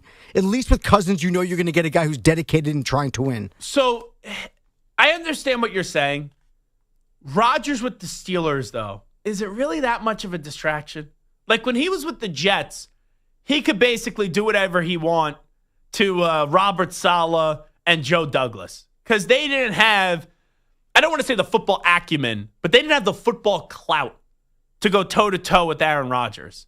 Mike Tomlin kind of has that football respect and that football clout. And Mike Tomlin has done, remember when Antonio Brown was in Pittsburgh and he got traded to Stu's Raiders? We're all like, how do you only get that for Antonio Brown? Because there were so many things that Mike Tomlin covered up in the Antonio Brown era in Pittsburgh. Rodgers not being there for the offseason, at times, going to Egypt and going on some funky trip. Rodgers, I don't think he'll be a malcontent in Pittsburgh because Rodgers I'm not saying he's walking in with his tail in between his legs because he would never do that, but he's been rejected by the football world this offseason. When your suitors are the Giants and the Steelers, and that's basically it. And those are the team that you want to go to, the Minnesota Vikings, Like, I understand Aaron always has a leg to stand on, but at this rate, how much of a deterrent could he be, and how much of a problem could he actually be in Pittsburgh? I just don't, like, I'm not expecting this to be Super Bowl worthy. I'm not expecting this to be AFC Championship game worthy. But if you ask me, Zach, who gives you the better chance? Is it Aaron with those distractions or Kirk Cousins with basically no baggage to go get Pittsburgh to the postseason and win a playoff game? I would say that it's Aaron Rodgers. And that's why I still go Aaron right there, Mike. I mean, I get it. I don't mean Rodgers more as a malcontent, but Rodgers, just his mentality and the way he approaches things, there's a positivity to it, and there's also a negativity. I don't give a bleep. Who? Rodgers. Don't give a bleep about anything. Exactly. And so when you bring this apathetic, don't give a bleep mentality into a team, whether you're a malcontent or not, even if you're saying the right things, it wears on people. And guys like George Pickens, it might impact him. It might impact other players if they had a bad game. And yeah, now but you know what? There's a negativity there. George Pickens may be getting down on all knees and looking up and saying, thank you, Lord, for getting a player like Aaron Rodgers or some of the quarterbacks. And I know Russ is a fine quarterback and Justin Fields, but Aaron Rodgers would easily be the best apologies to Kenny Pickett. Aaron Rodgers would easily be the best quarterback George Pickens has had. And also, Pickens grew up idolizing Aaron Rodgers, too. So, well, I wonder how George Pickens would feel seeing the video of Aaron Rodgers throwing to DK Metcalf in workouts over the past couple days and not to Mr. Pickens himself. Well, if George Pickens is annoyed by that, that's a George Pickens issue. What, he can't go and throw a football? Right, he was throwing a football to DK Metcalf. He can't go train with DK. That's another thing. He can, but if you want to be part of the Steelers, maybe invite them both out. Why are you only inviting DK out? Well, you don't know the logistics and everything. And also, maybe George Pickens wasn't available. Or maybe George Pickens didn't like for half the practice, he wouldn't be getting the ball, so therefore he didn't want to go there. All right? There you go. Like, George Pickens is more of a George Pickens problem, right? Like, even if you bring in Kirk Cousins or Aaron Rodgers, it's not like George Pickens got to grow up. And I'm sure George Pickens isn't happy that they brought in DK Metcalf and gave him that contract. But tough luck. The NFL now, you got to have two wide receivers to go win. Look what Philadelphia did. And A.J. Brown could be a little bit of a pain in the ass. But when push came to shove, A.J. Brown did what was in the best interest for the team with Devontae Smith, and they ended up winning a Super Bowl together. Here's a question I have for you, going back to Rodgers or Cousins. They did it with Fields and Russ. Couldn't they just trade for Cousins, like a sixth-round pick, have him, and then if Rodgers decides to come, all right, you guys battle it out. No, because Aaron's still going to command a pretty penny, and also we talk about how Aaron maybe doesn't have a leg to stand on anymore. Well, then Russell Wilson's legs were cut off going to Pittsburgh. He was on the veteran minimum to go to Pittsburgh. And I know it's because the aftermath of the contract in Denver, but teams weren't lining up running to the services of Russell Wilson, and Justin Fields was viewed as a project. Those two quarterbacks, even though Russ has had a better career than Kirk Cousins, but in their current state, they're more accomplished how you would view them entering a season than how people viewed Russell Wilson going into a season last year. I would just like the Steelers, though, to place a deadline. I would. And I know the Steelers feel like they need Rodgers, but Rodgers also needs you. So let's set a deadline and get this thing over with. Now, here's the other thing. Daniel Jones and Anthony Richardson. So Shane Steichen was talking at the owners' meetings, and he's basically just talking about how, there's a competition, there's going to be split reps. I didn't really think about it until now when I heard it the way that he said it the other day. It's not a given that Anthony Richardson's going to be the starter. Now, I know they're going to set it up for him to win the job. They want him to go earn it. But with how inconsistent he is, and trust me, Daniel Jones is not this tremendous competition. But this coaching staff is kind of already done with Anthony Richardson because they benched him last year. I know he checked himself out of the game. He tapped out. He quit on his team. But he's the 4th overall pick of the draft. Now, I never thought he should have been the 4th overall pick of the draft. But he's at a point where I feel like Anthony Richardson, sometime this year, his time in Indianapolis is going to come to an end. So if that's the case, does it even start this year? And can Daniel Jones, who is inconsistent as well and has injury problems as well. See, that's the thing. They basically brought in a mirror image of one another. Both quarterbacks could run. Both quarterbacks are wildly inconsistent. Both quarterbacks are injured a ton. it's almost like you have the same player on the roster. And one is a bust and the other one's going to be a bust. So I think the bar is so low that I would think that the upside is still greater for Richardson, who's never able to put it together for a long enough time, that they'll still go to Anthony Richardson. But the Colts are basically, and Shane Steichen's basically looking for every reason to not give the job, I think, to Anthony Richardson. So I do believe Richardson will start. I'm still on that take that Richardson will start. But by November, this will be Daniel Jones' team, which means that he'll be the quarterback for the next 2 months of the season, and then both aren't going to be back in Indianapolis next year. But that's a scenario in Indy. I think a lot of people like myself just assume, oh, Richardson will be the guy to start week 1.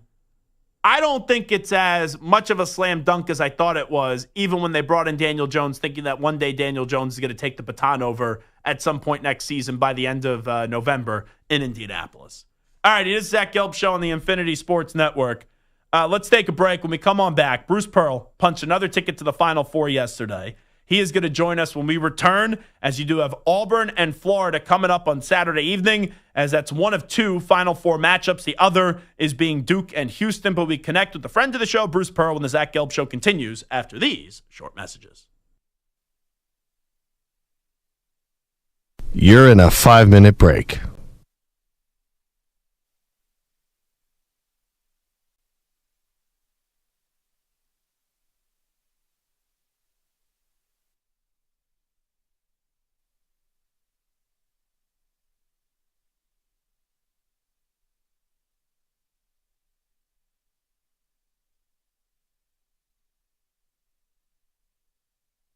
Four minutes, 30 seconds remaining.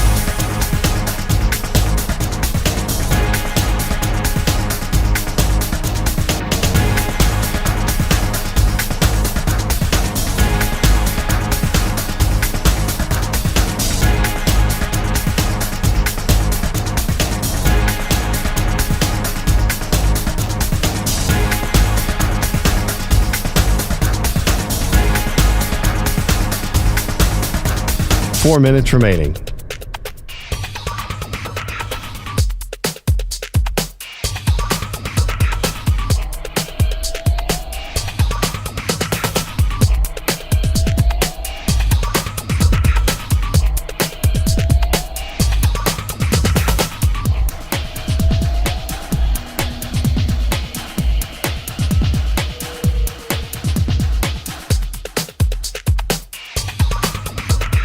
Three minutes, 30 seconds remaining.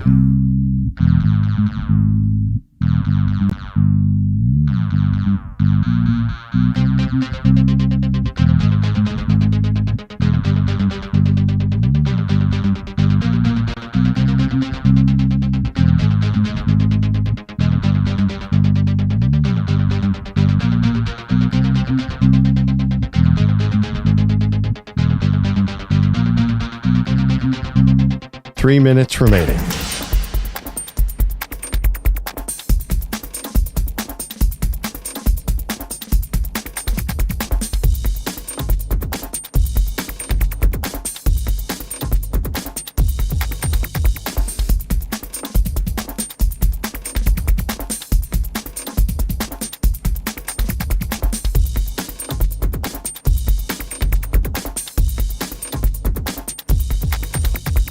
Two minutes, 30 seconds remaining.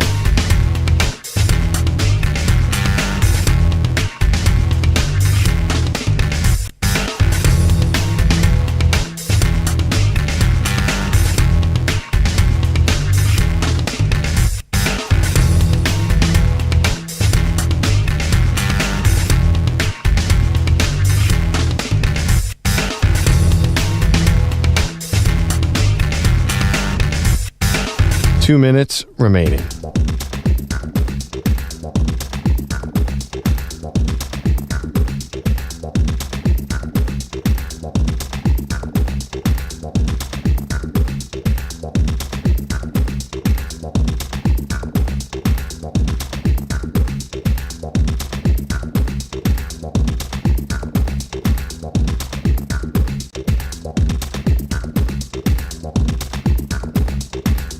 One minute, 30 seconds remaining.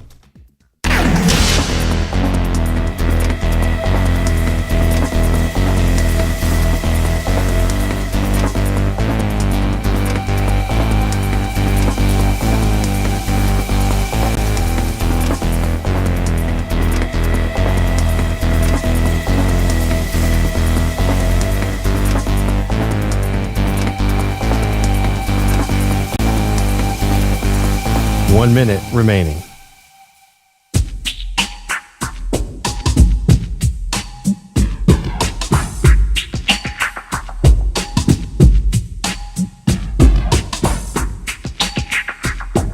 .45 seconds remaining.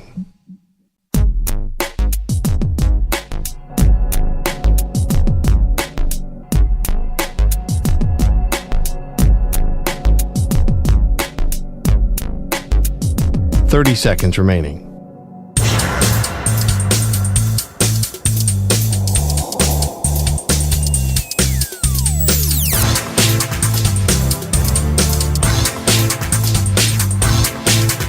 .15 seconds.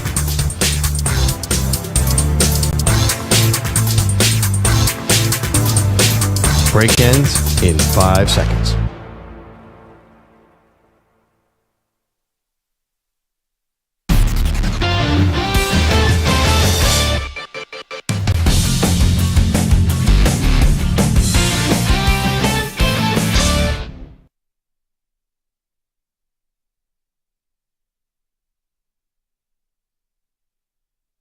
All righty, welcome back in. It is the Zach Gelb Show, coast to coast on the Infinity Sports Network. The Final Four is set, so let's place a call to Auburn right now as we welcome in the head men's basketball coach with the Auburn Tigers, and that, of course, is Bruce Pearl. Coach, congratulations, another Final Four. I would ask you how you're doing, but I think I know the answer to that, so thanks for coming on. It's good to be with you, Zach. Yeah, we're very excited. We feel tremendous gratitude and feel like we've been blessed. And we're excited about the opportunity. I think the 4 best teams in the country have made it to the Final Four. With this group, I know you always want to get to a Final Four, but to be able to punch that ticket, get the victory yesterday up against Michigan State, know that you have another game, maybe 2 more, just what does it mean to do it with this group that you've been through the journey with all throughout the year? Well, it's been a great group. They've been battle tested from the very beginning. It's an incredibly competitive group of kids. They've been calling out the Lord all year long and gotten closer in their relationships and their Bible study and they've begun, they've gotten closer together to trust each other, rely on each other. Regardless of what happens in San Antonio, this is probably the best team that I've coached, or certainly one of them. And we all know how special of a player Johni Broome is, not only for you guys, but what he means to the rest of the nation in college basketball. When he goes down, he leaves the game, then kind of has that Willis Reed moment and comes back and hits that three-pointer. Just how do you go through all those emotions that you were feeling, which was a moment of probably a lot of great uncertainty for you? Well, Zach, this team has beaten 11 teams. We have 11 wins, against what was the Sweet 16 field. And so for Johni Broome to be our best player, the best player in the SEC, to do it on both ends, offensively, defensively, rebounding, our leader in blocks and assists and the whole gambit, I really feel like that he should be the player of the year. He may not be the best player in college basketball. He may not be the best, highest draft pick, but as far as what kind of year he's had and the impact he's had on winning. And then, of course, he's had now 3, injuries. He separated his shoulder about 5 days before the Purdue game, came back and put a harness on and played. He had a bad ankle sprain when we were down 9 in the second half at South Carolina, second game of conference play. We scrambled back and managed to win without him, have to play a couple games without him. He comes back in about a week and a half, 2 weeks from something that should have kept him out a month. And then, of course, last night, he goes down with a bit of a hyperextension in his elbow. We think he's done for the game with 10 minutes left to go in the game, in a 10-point game. And he pulls a Willis Reed on us. And he comes back out of the locker room and is able to play 3 or 4 last minutes. Yeah, how's he feeling now, just wondering, a day removed from it? I don't know. I haven't seen him yet. He had an MRI here late morning. We're still waiting for results. We don't think there's any injury, but we just don't know how he's going to feel. Coach Bruce Pearl here with us has the Auburn Tigers back in the Final Four. They'll go up against Florida on Saturday evening in San Antonio. Heading into the tournament, we know that you guys have been one of the best teams, if not the best team in college basketball, but you lost 3 out of 4 heading into the NCAA tournament. you were getting doubted. Maybe a little extra motivation was potentially provided to your team, but to see them fight through that and get to this stage, is it fair to say that when they got doubted, we saw how tough this team actually could be? Yeah, I mean, I think that, look, late in the year, we went to Rupp Arena and we clinched the SEC championship with 2 games left to play. And then we come and we lose at Texas A&M, who was a 3 seed, and we lose at the buzzer to Alabama, who was a 2 seed. And then we beat Ole Miss, who got to the Sweet 16 in the first round of the SEC tournament. And then we lose to Tennessee, who was an Elite 8 team. So we really didn't slump. We just lost to 3 really good teams. But we did lose 3 games when prior to that, we'd only lost, I think, 2 all year. So, but I do think we got our edge back a little bit. I both with having to beat Creighton. Yeah, I thought that was a huge one. The Creighton one especially. Yeah, no, there's no question that we did get a bit of our edge back on the defensive end. We with the exception of the first half against Michigan, I thought we executed pretty well offensively. And we got to see if we can be healthy getting to the Final Four. But right now, we're back to playing some of our best basketball. When I look at the matchups for this weekend, the individual matchup that I'm really excited about is Walter Clayton Jr. You know how special of a player he is. And then we also know how underrated nationally Denver Jones is. Have at it, Coach. That's going to be a fun one coming up on Saturday between those two. It is. Clayton clearly outplayed our backcourt in Auburn when they had the victory, and we will definitely have to play better. And then our front line. Florida's got the deepest and one of the most talented front lines in all of college basketball. They have 5 big guys out there that rotate in. Right now we're playing 3, and so our front line will be challenged, but they've been delivering so far, and if they can continue to play well, we got a fighting chance. Now, I knew that you hired Todd Golden to your initial staff at Auburn back in 2014, coming over from Columbia.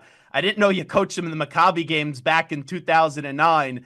Just how about that relationship? I know you want to beat him coming up on Saturday and go to the national championship, but it's got to be surreal that maybe someone you saw something in when no one else was seeing it, and now you guys are going up against one another in the biggest stage. No, I'm so happy for him and proud of him, and he's a great family friend. My associate and head coach, Stephen Pearl, my son, is very best friends with Todd. So they speak on a weekly basis. And so this is absolutely family. But, you have to put that aside. There's only one time I'd like to ever have to play against Todd, and that would be for a championship. And so, I'm happy that he's there. He's happy that I'm there.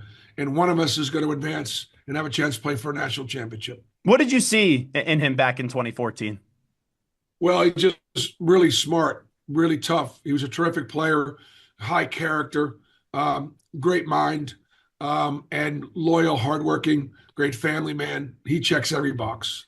Coach, you're not afraid to speak your mind. I know you're a very proud Jewish man, and also we've heard you speak a lot about Israel, and that's greatly appreciated. To have 3 out of the 4 coaches in the Final Four be Jewish, yourself, John Shire, and Todd Golden, just what does that mean to you?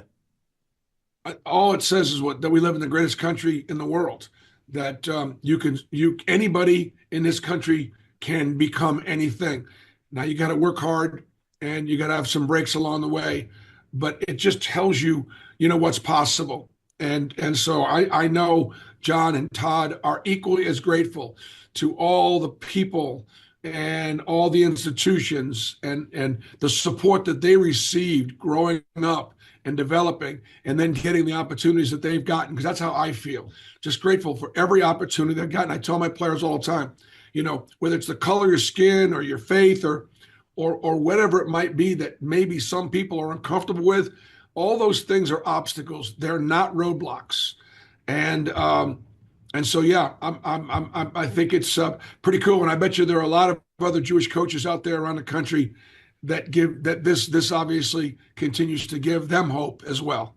Last thing I'll ask you, Bruce Pearl, before we let you run. I remember when you came on last time, we talked about Tahad Pettiford and how he was overlooked, undersized.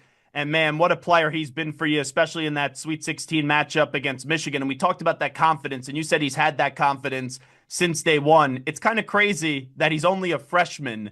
What do you think his ceiling can be and what he's shown you so far through this year? Well, his dad always played him up. He's always played against older players, so playing against older players is not that big a deal for him. I think in the couple things. First of all, being a Jersey City guard, he's got there's great history there of confidence, skill, toughness. But I also think what's happened to Tahad is his dad wanted him to be coached hard. His dad wanted him to be held accountable. His dad wanted him on time for class. So there's some real discipline there. And then I think the last thing is he's developed a great friendship with his team. And because we got really good kids on the team, that's the one thing I always promise prospects. I'm going to bring in guys that you're going to want to be around, that you're going to want to be friends with. And so they've got a brotherhood, and the little doesn't want to let his big brothers down. How did they come up with that nickname, by the way? Because I heard you say that in a press conference, and I was like, that's awesome. That's what they call him. Well, Coach, I enjoy this. I know you're back in the Final Four. We can't wait to see what happens on Saturday, and appreciate you. I know you're going 9 million miles an hour. We appreciate you jumping on board with us today. Happy to be with you, Zach. Thank you. There he is, Bruce Pearl, the Zach Gelb Show on the Infinity Sports Network. The day after punching another ticket to the Final Four, they will do battle up against Florida. On Saturday evening, you also have Duke and Houston. We'll see who prevails and play for the national championship on Monday night. That could be my favorite nickname maybe in the history of sports. Just Little Bleep. And they referred to Tahad Pettiford as Little S. Hey, Little Bleep over there on the other side of the glass. How you doing? Can we call him Little Poop? I guess it's better than Big Bleep, if we're being honest. But, all righty, good stuff there, Bruce Pearl. Appreciate you jumping on board with us. We'll do a little onside, offside when we return. Update time first. Here is Zach. Infinity Sports Network.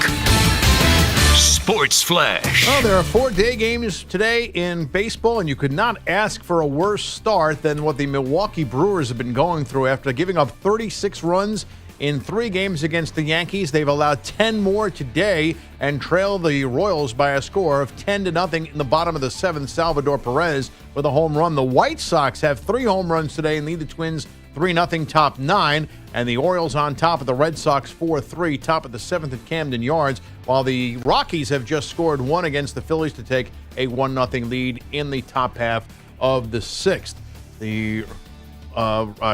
Rutgers guard Dylan Harper is one and done, headed to the NBA draft, and is expected to be a top 5 pick. The women's Final Four will be complete tonight with TCU meeting Texas in one regional final, and UConn faces USC in another. Of course, the dream matchup not as bright with the loss of star Juju Watkins.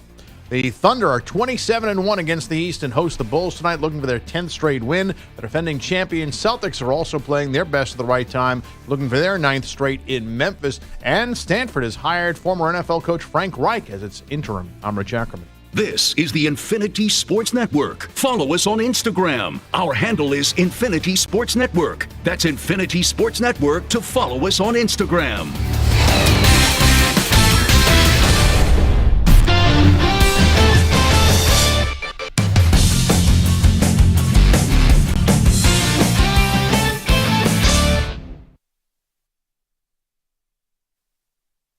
You're in a 5-minute break.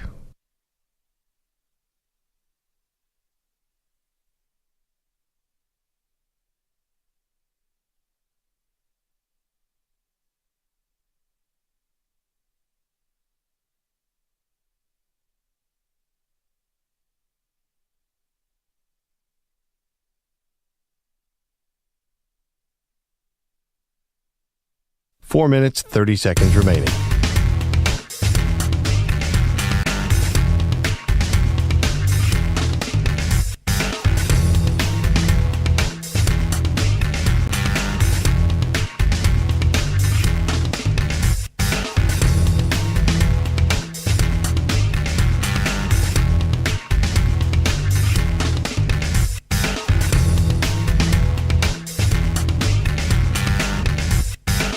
Four minutes remaining.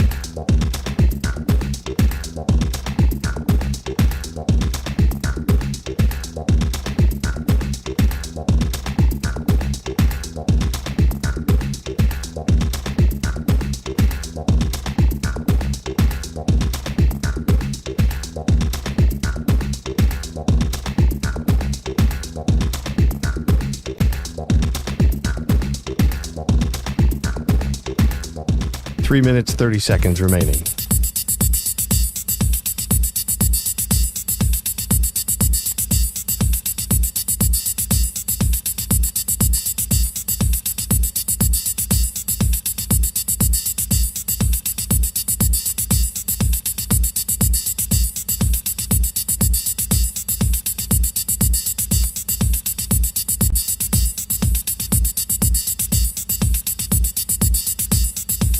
Three minutes remaining.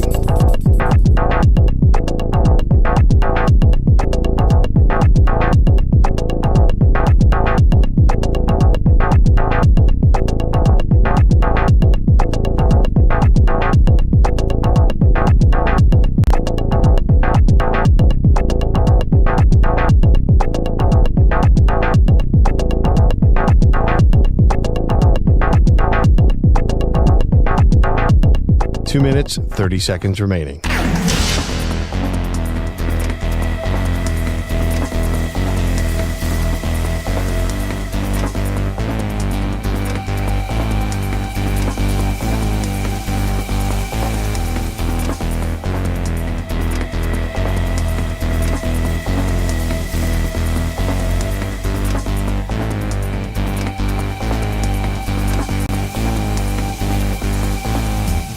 Two minutes remaining.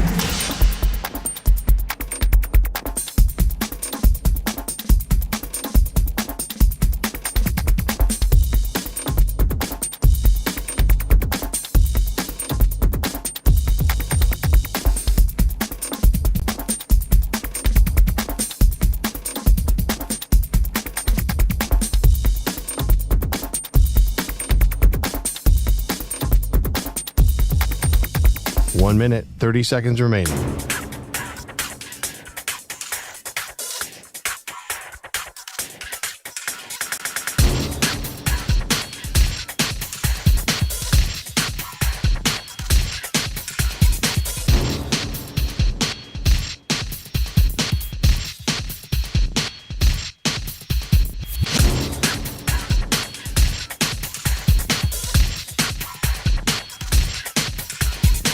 One minute remaining.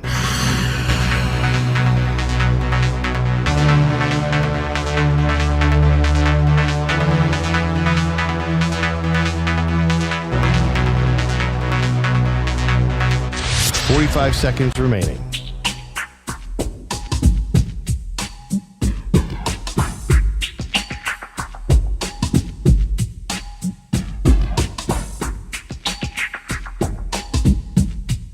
Thirty seconds remaining.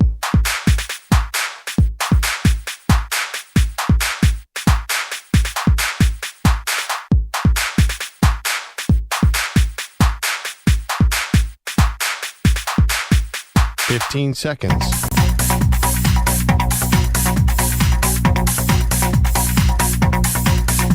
Break ends in 5 seconds.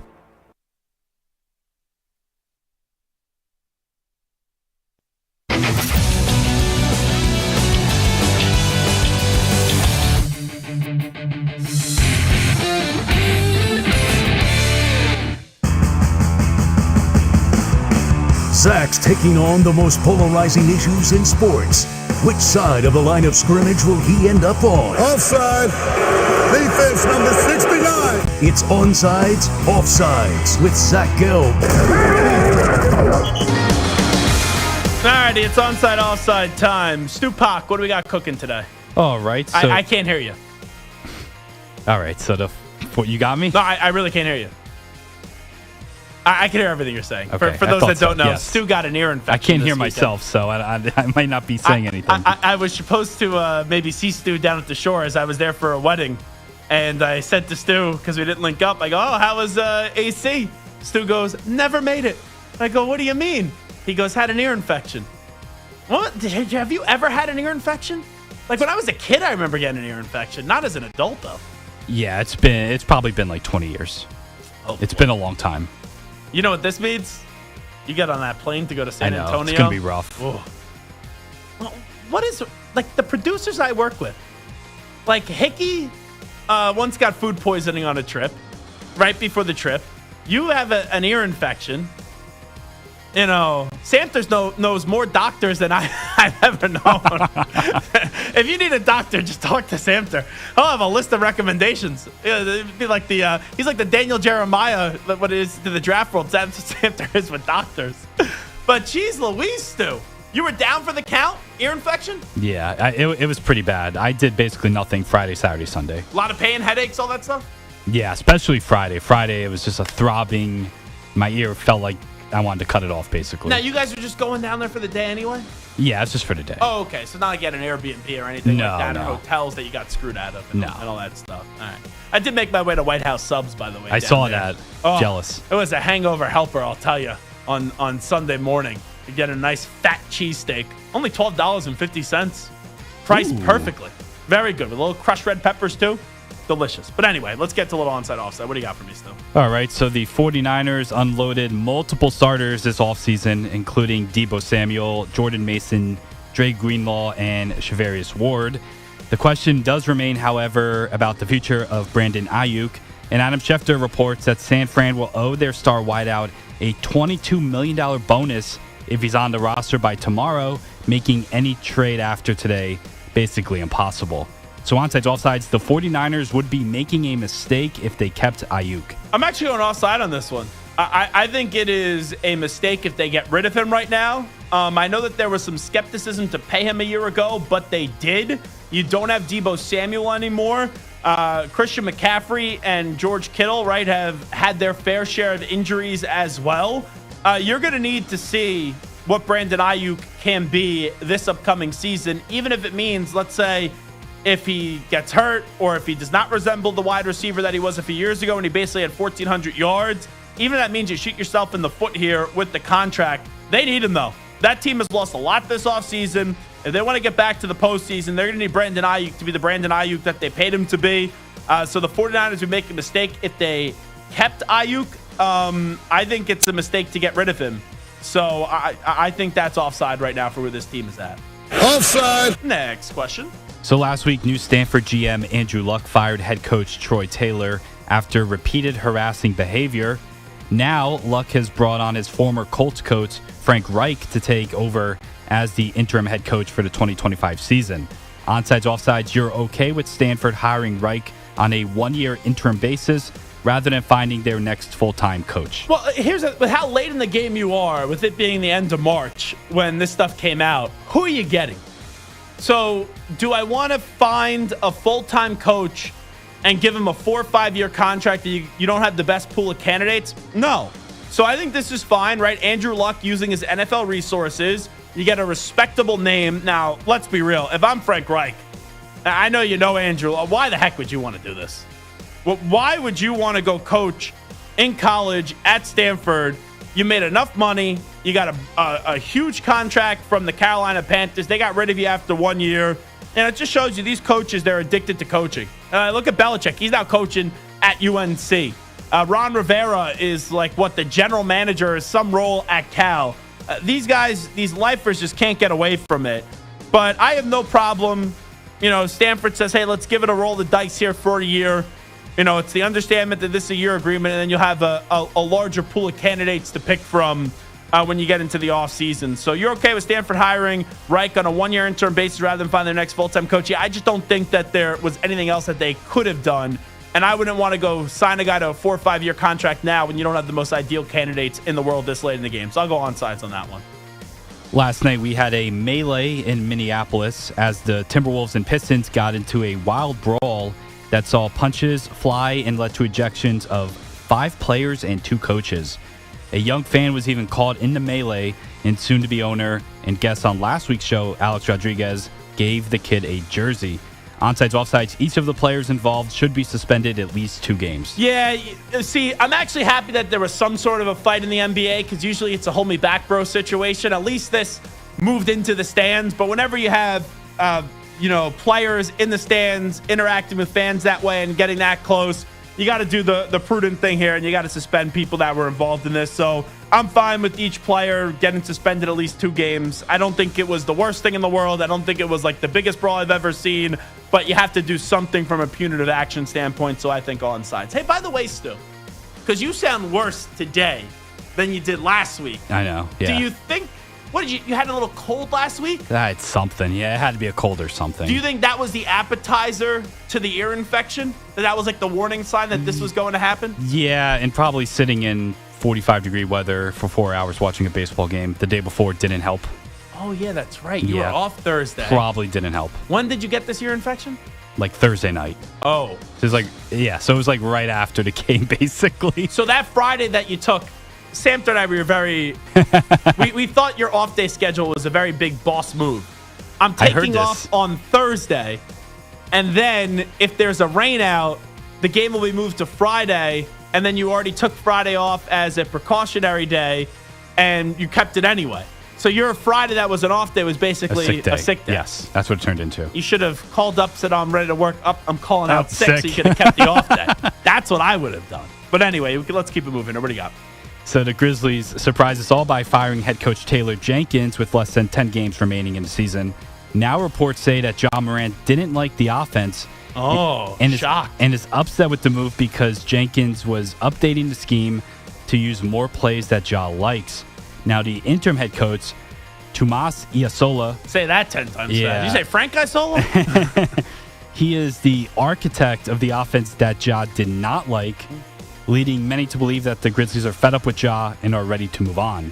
Onsides, offsides, the Grizzlies should trade Ja in the offseason. So why do you, if this is true, which I have no reason to believe that it's not true, why wouldn't you then just keep Taylor Jenkins and tell Ja, tough bleep, deal with it? That's what I would have done. Because this is a tale that is so old. Coach, player. Coach is liked, player is liked. Player doesn't like the coach. Team eventually chooses the coach, and then they'll see if the new coach that they bring in can put up with the player, and then you go from there.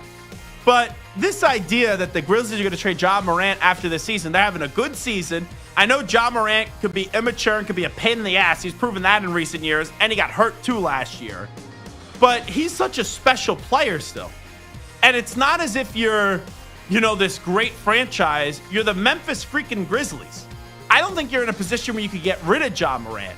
Now, you want to still be able to hold on to your organization a little bit and have some control of your organization, but you should have never fired Taylor Jenkins to begin with. So if they get rid of a good coach, not a great coach, but a good coach in Taylor Jenkins, and then move Ja Morant this offseason, why don't you just keep Taylor Jenkins and then just still move Ja Morant this offseason anyway? So I don't think the Grizzlies should trade Ja Morant this offseason. So the Grizzlies trade Ja in the offseason? Absolutely not. Offside. You made your bed, now line it and see if Ja is worth it. So I would go offside on that one. Offside. Now the Red Sox signed Alex Bregman this offseason, leading to some awkwardness with Boston Star third baseman Rafael Devers. After Devers expressed that he wanted to stay at third, he was ultimately moved to DH to allow Bregman to play third. Well, now Devers is off to a historically bad start. He had 12 strikeouts and 16 at-bats in the team's first 4 games and has 3 more today. Hey. Onsides, offsides, you attribute Devers' bad start to his move to DH. I'll go yes on sides because I think it's a mental game with how much of a distraction this whole thing has been.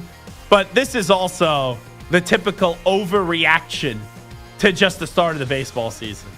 We are 3, 4, 5 games into a season at most. Do you know how many asinine and dumb and idiotic takes I've heard? Like the Yankee fan thinks they've already won the World Series. Right? It's over. 162-0. And the Met fans like, oh, season's over after 1-2. And this guy, Rafael Devers, goes from being a top 10 player in baseball to now to be some bum. It's like, it's ridiculous. I just can't do this. The overreaction and we're treating this like this is football, for crying out loud. There's 162 regular season games. All right, folks? Settle down. A player could slump early. It was an awkward situation. Rafael Devers obviously doesn't want to DH. All right. So will he break out in a few weeks? Could he break out, at the end of this week? Absolutely. But I do think that there was a lot going on mentally for Rafael Devers, and baseball's a big mental sport too. So I do attribute Devers' bad start to his move to DH. I will go on sides, but hit better. Come on. I know you have a fielding problem. You don't have a hitting problem. All right, last one here. As expected, former Maryland coach Kevin Willard, he bolted College Park and heads to Philly as the next head coach of Villanova. Now, the Cats won 2 national titles under Jay Wright and went to a Final Four in Wright's final season. but failed to reach 20 wins and missed the NCAA tournament in each of Kyle Neptune's 3 years at the helm. Onsides, offsides, Kevin Willard will bring Villanova back to being a perennial top 10 team and title contender. He's a good coach. I think he can do so. I could argue that Porter Moser, maybe Mick Cronin would have been a better fit. But I think this is a fine hire, and obviously he wanted to go. I just didn't like the things that he said on the way out when he knew he was leaving. But hey, that just happens in college athletics, and it's a crappy situation when a coach is departing. But Kevin Willard, the guy can win basketball games. Villanova has a bunch of tremendous resources. Neptune just wasn't ready for the position. Kevin Willard, it's weird to call him a professional the way that he acted out the door in Maryland. But in the coaching world, he is a professional and he's ready for the opportunity. So, yes, I do think Kevin Willard will have Villanova vastly improved. I think they could be a top 10 team and they could be in the title contending conversation under his tutelage. So I will go on sides. Alrighty, that will do it for a little onside offside on the Zach Gelb Show on the Infinity Sports Network. 2 hours in the books, one more to play. We're going to shuffle the deck a little bit. John Fanta is going to join us 25 minutes from now. So that will be at 5:20 p.m. Eastern, 2:20 p.m. Pacific. But when we come on back, we are going to torpedo. We are going to talk about the torpedo bats because this is a big conversation. This is how you know baseball's back. There's controversy. When we're talking baseball on the radio, there has to be some controversy. That's 9.9 times out of 10. So when we return, we will get into a ridiculous conversation about the torpedo bats. You got a lot of Indianapolis Colt energy with the footballs, with the people bitching and complaining about the torpedo bats. I am for the torpedo bats, and I will tell you why after I take a syringe and come on back on the Zach Gelb Show on the Infinity Sports Network.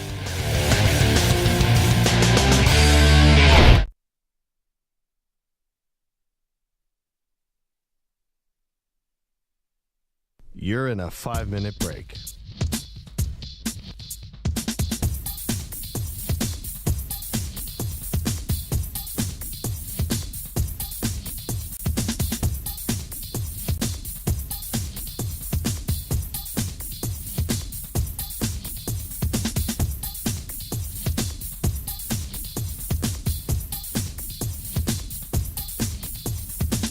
Four minutes, 30 seconds remaining.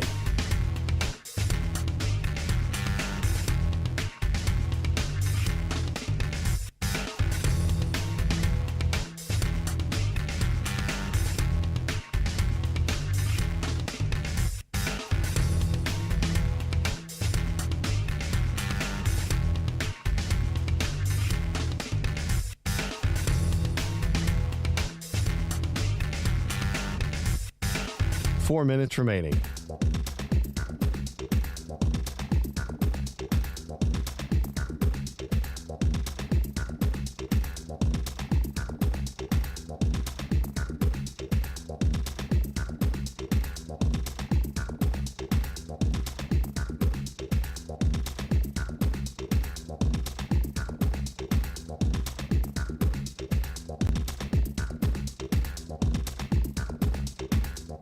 Three minutes, 30 seconds remaining.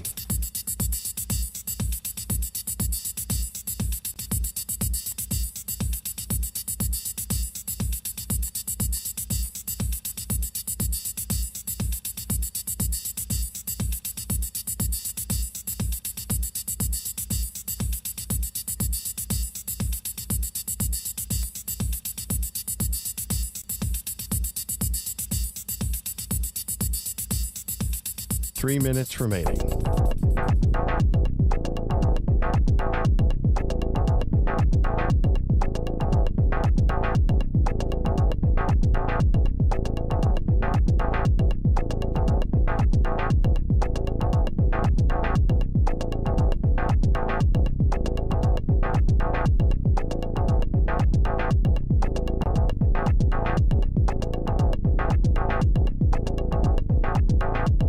Two minutes, 30 seconds remaining.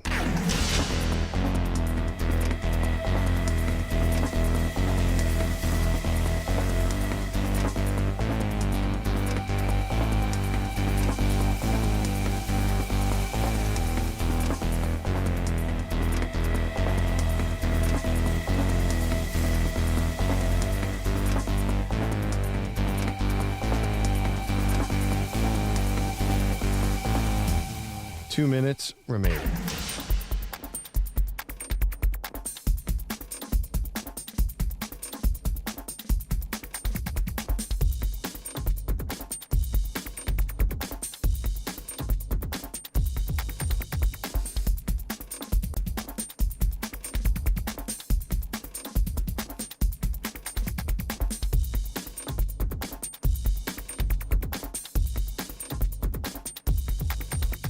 One minute, 30 seconds remaining.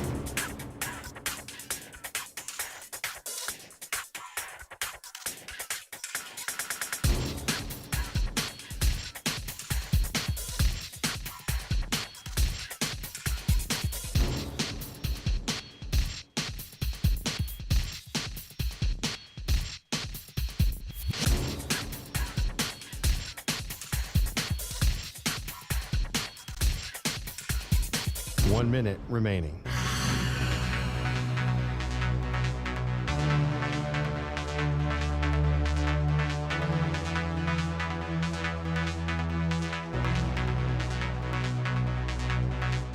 $45 seconds remaining.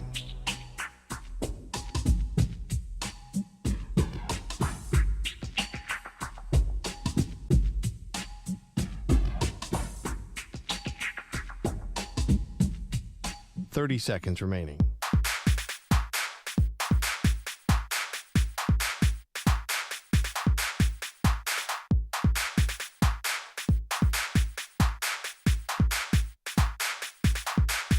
$15 seconds.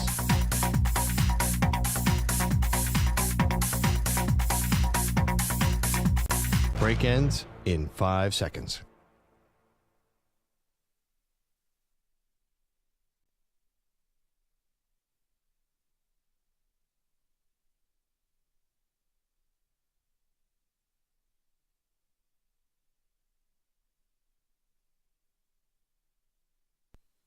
To infinity and beyond.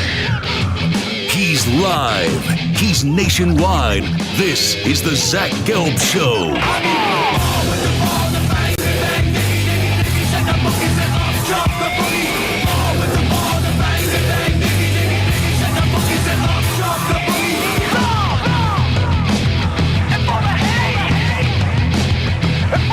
Here's your host, Zach Gelb. All righty, hour number 3 of our radio program. It is the Zach Gelb Show on the Infinity Sports Network. John Fanta is going to join us 20 minutes from now. I'm going to go around the room here, and I just want you to answer this question with one or two answers. And answer one could be not a big deal or a big deal. When we get to the torpedo bats, Stu, Yankee honk fan on Twitter, 36742. Do you think the torpedo bats are a big deal or not a big deal? Not a big deal. Okay. Michael Santer, torpedo bats, big deal or not a big deal? It's tough to answer. I think that it's a big deal in the sense that a lot of teams are going to copy it and that it's beneficial to a lot of players out there, but not all players. I don't think it's a competitive advantage per se, but I do think that a lot of teams and a lot of players are going to start using them because it helps them. So a big deal in the sense that it's going to revolutionize the game in some ways, but not a big deal in the sense that the Yankees are cheating or anything like that. Well, here's the thing. Here's why it can't be a competitive advantage. Everyone has the ability to do this. Major League Baseball has confirmed that the bats are legal. Other players have these bats as well, or they're now getting the bats made to get to their locker room and to their dugout. Yeah, I give the Yankees credit. They came up with something and they crafted something to give them or to put some of their hitters in a more advantageous situation. Now, for people that have no clue what we're talking about, this is from MLB.com. The bats which Major League Baseball confirmed are legal are defined by an untraditional barrel which rests closer to the hitter's hands. Torpedo bats are designed with more wood and thus more mass concentrated in the area of the bat where the hitter is more likely to hit the ball. Each player touts a slightly different model with the bat shape specifically customized to maximize potential damage on any given swing. That's from MLB.com. If you have no clue what we're talking about, remember when you were a kid and you play like wiffle ball or even t-ball? Like I'm talking about like you're 3 or 4. Like the Fisher-Price bats, the big yellow bats, and right, the barrel of the bat looked like Popeye could pretty much use it. That's what these bats are looking like. But I will say there's a lot of gross inaccuracies. People are like, oh, Aaron Judge uses a torpedo bat. Oh, he doesn't. The Yankees that use it, Anthony Volpe, Cody Bellinger, Jazz Chisholm, and some others, but Aaron Judge doesn't. So, yes, did the Yankees mash a ton of home runs this past weekend? Sure, they did. Did they do anything illegal? No. You know, you look back, you know what this reminds me of? Remember when John Harbaugh cried like a little baby when the Patriots played the Ravens in that epic playoff game? And they looked at the rule book, the Patriots, and they came up with this formation where you would have wide receivers that were ineligible and linemen that were eligible, and like everyone was pushed out to the left or the right side, and Harbaugh was like, oh, they cheated, they violated the rule books. No, they found a loophole in the rule books. And in this case, the Yankees, he's not even in their organization anymore. I read this from John Boy, who's like the investigative MLB reporter pretty much.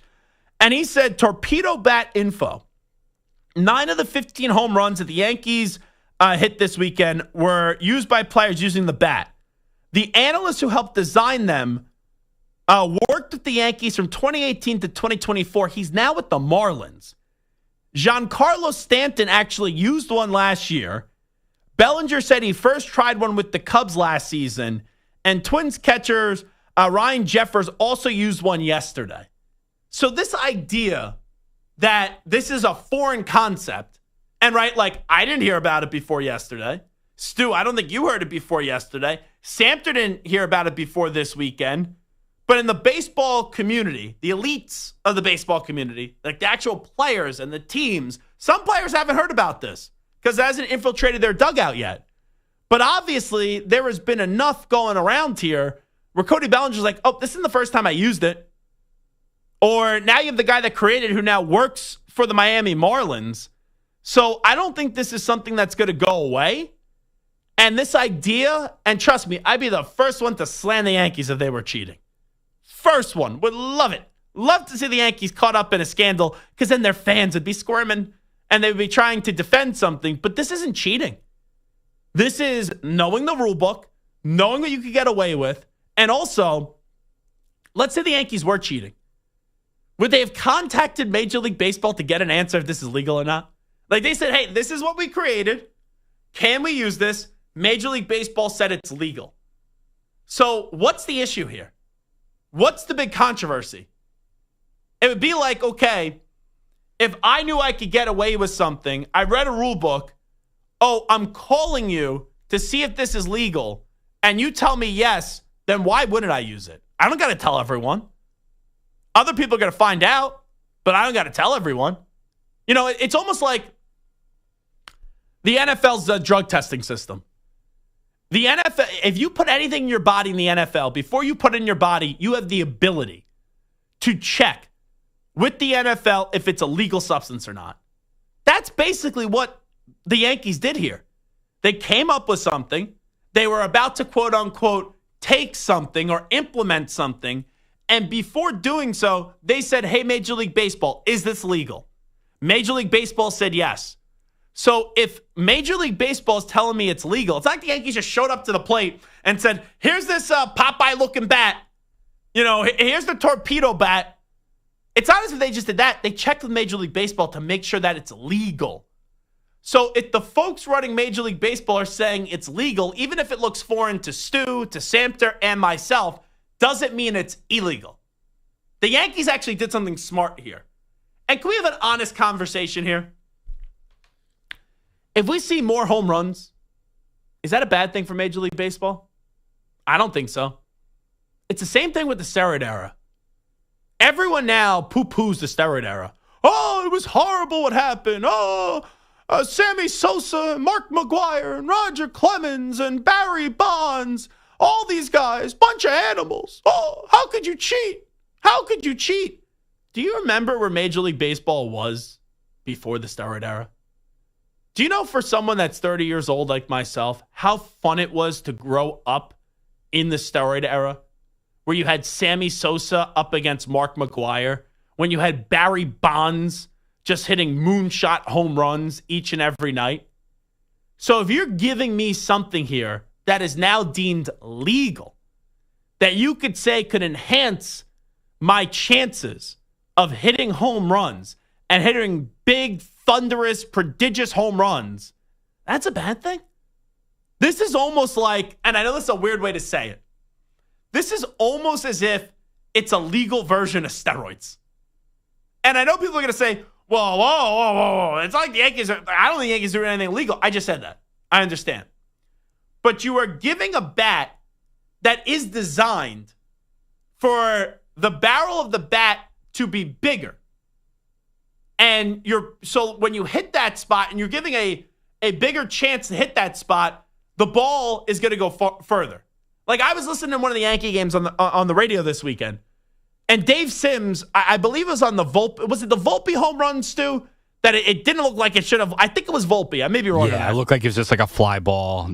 Yeah. And I know Yankee Stadium's a bandbox to begin with, right? There's sometimes you hit home runs at Yankee Stadium where it's like, oh, that looks like it's a pop-up. But I'm pretty sure Dave Sims said in the broadcast, like, oh, that's a pop-up to left or wherever it was, and then it was a home run.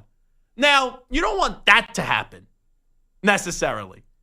But do I think this is going to be something where you're just going to all of a sudden start having, and Yankee Stadium is a smaller ballpark, but now all of a sudden you're going to start having like pop-ups turn into home runs because of this bat? No. But I don't think this is the worst thing for Major League Baseball. But I do think there's a bigger point here. In a national landscape, right? We're a national show. When do we usually talk about baseball? When there's controversy?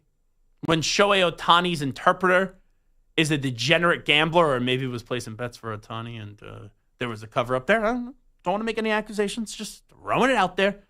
Steroid era, when there's a brawl, when Rob Manfred opens his mouth and says something stupid, tell me another day that ends in Y.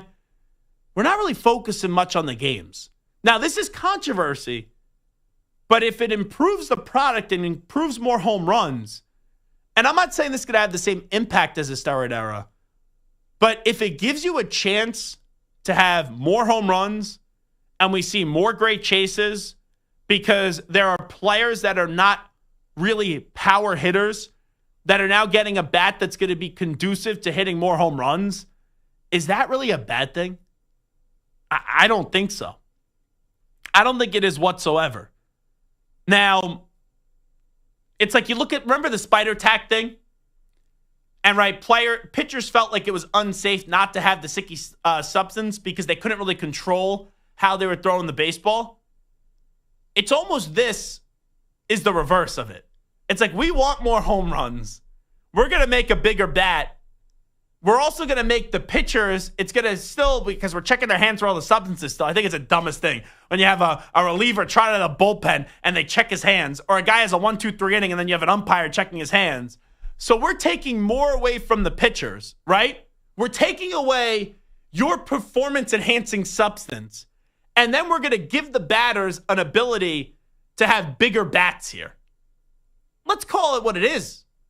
This is Major League Baseball, who got into this realm of the game needs to put the ball more in play, right? We're going to move the shift. We're going to outlaw the shift. We need the ball to be more in play. It's too much home run or strikeout. And has the results really changed that much? You know, what are we talking about when we talk about the games? Aaron Judge and how many home runs he hits. Shohei Ohtani, how many home runs he hits. So if you're providing something that could provide more power to the game and Major League Baseball deems it legal, what's the big controversy here? I don't think so. This is, to me, the Yankees coming up with something, Major League Baseball saying it's within the rules, And now I think Major League Baseball believes that this could be an advantageous situation. Because the more home runs, I think the better for Major League Baseball. At least that's the way that I was raised with the game. Now, everyone's raised in a different era. Everyone could like different things in the history of Major League Baseball. But for me as a kid, the golden era of my life in Major League Baseball, Barry Bonds, Mark McGwire, Sammy Sosa, Rafael Palmeiro. Like, you think of some of those guys that just mashed home runs. And did steroids help them? You bet your ass they did. But everybody turned ahead and looked the other way when that was going on because they knew it was good for the game. Now, I'm not saying these torpedo bats. It's too early, too small of a sample size. The Yankees can hit home runs without them, right? But if we start getting more and more home runs and more teams start using these torpedo bats, I think it makes a better product in Major League Baseball. And some people will use them, some people won't. Right? Like Aaron Judge says, I want no part of this. So who even knows if it necessarily works, but I think it improves your chances of having the ball hit a better area of the bat with how large the bat now is, which could produce, obviously, the ball traveling further and there being more home runs. I think it will also maybe lead to more strikeouts because you have a thicker part kind of right there in the middle and therefore not as much...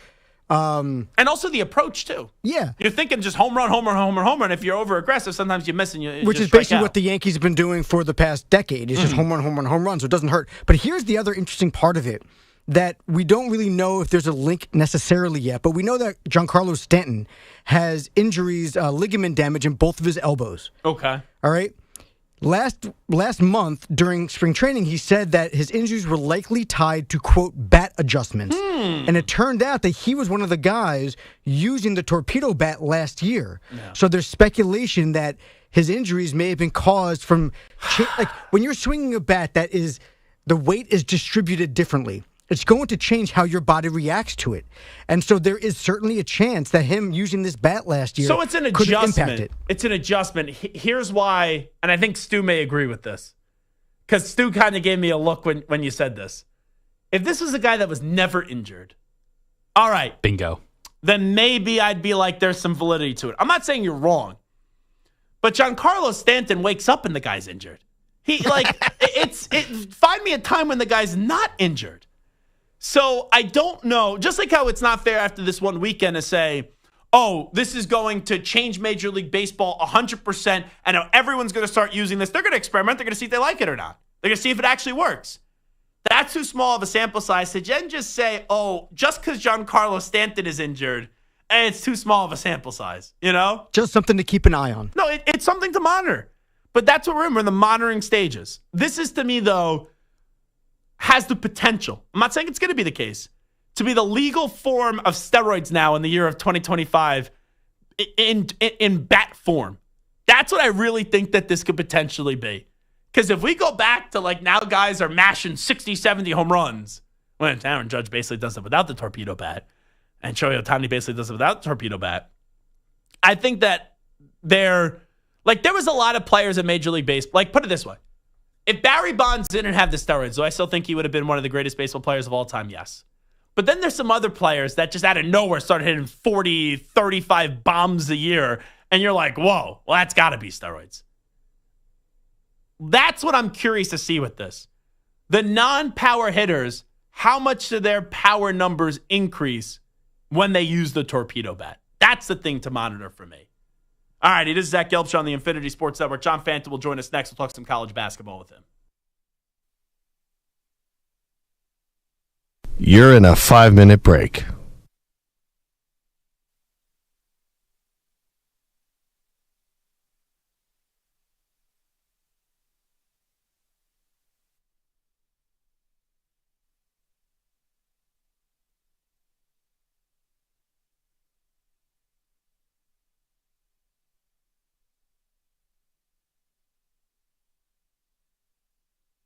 Four minutes, 30 seconds remaining.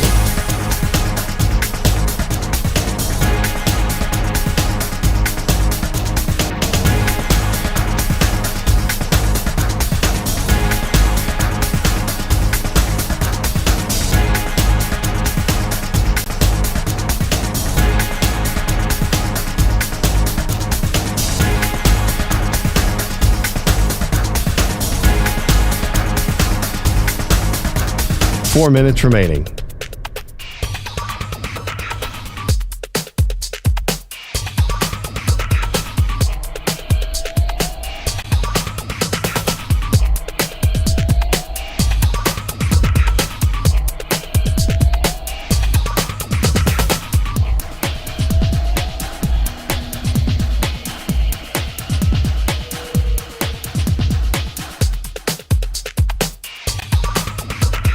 Three minutes, 30 seconds remaining.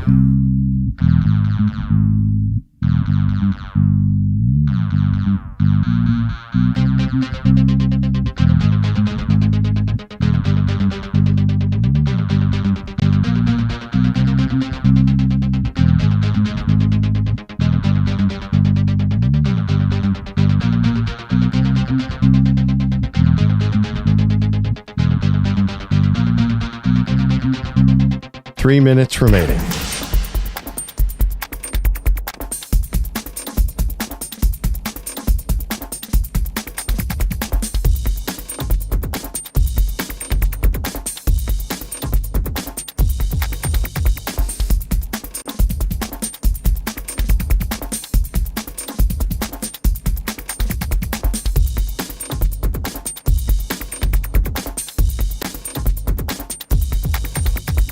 Two minutes, 30 seconds remaining.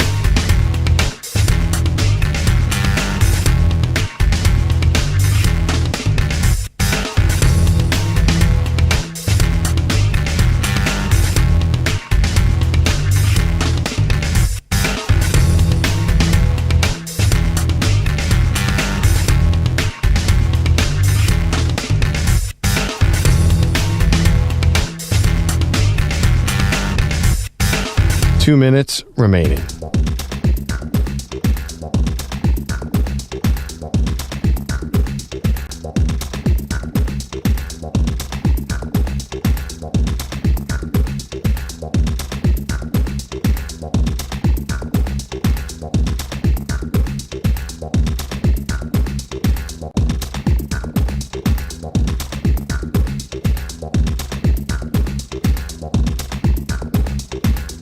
1 minute, 30 seconds remaining.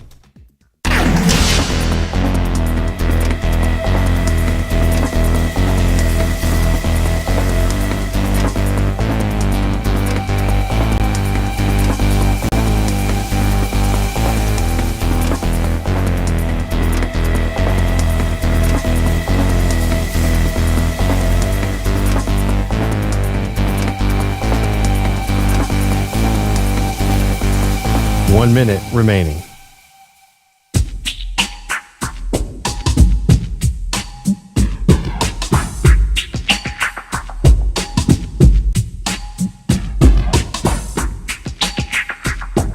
.45 seconds remaining.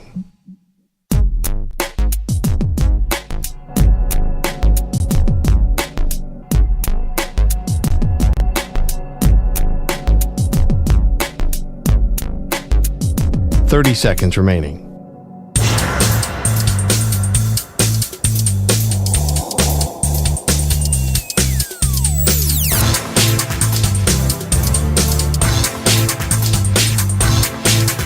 .15 seconds.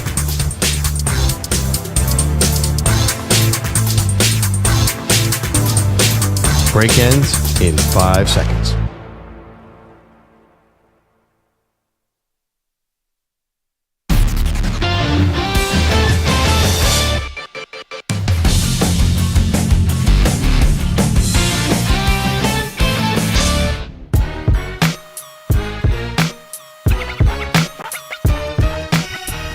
You're listening to the Zach Gelb Show.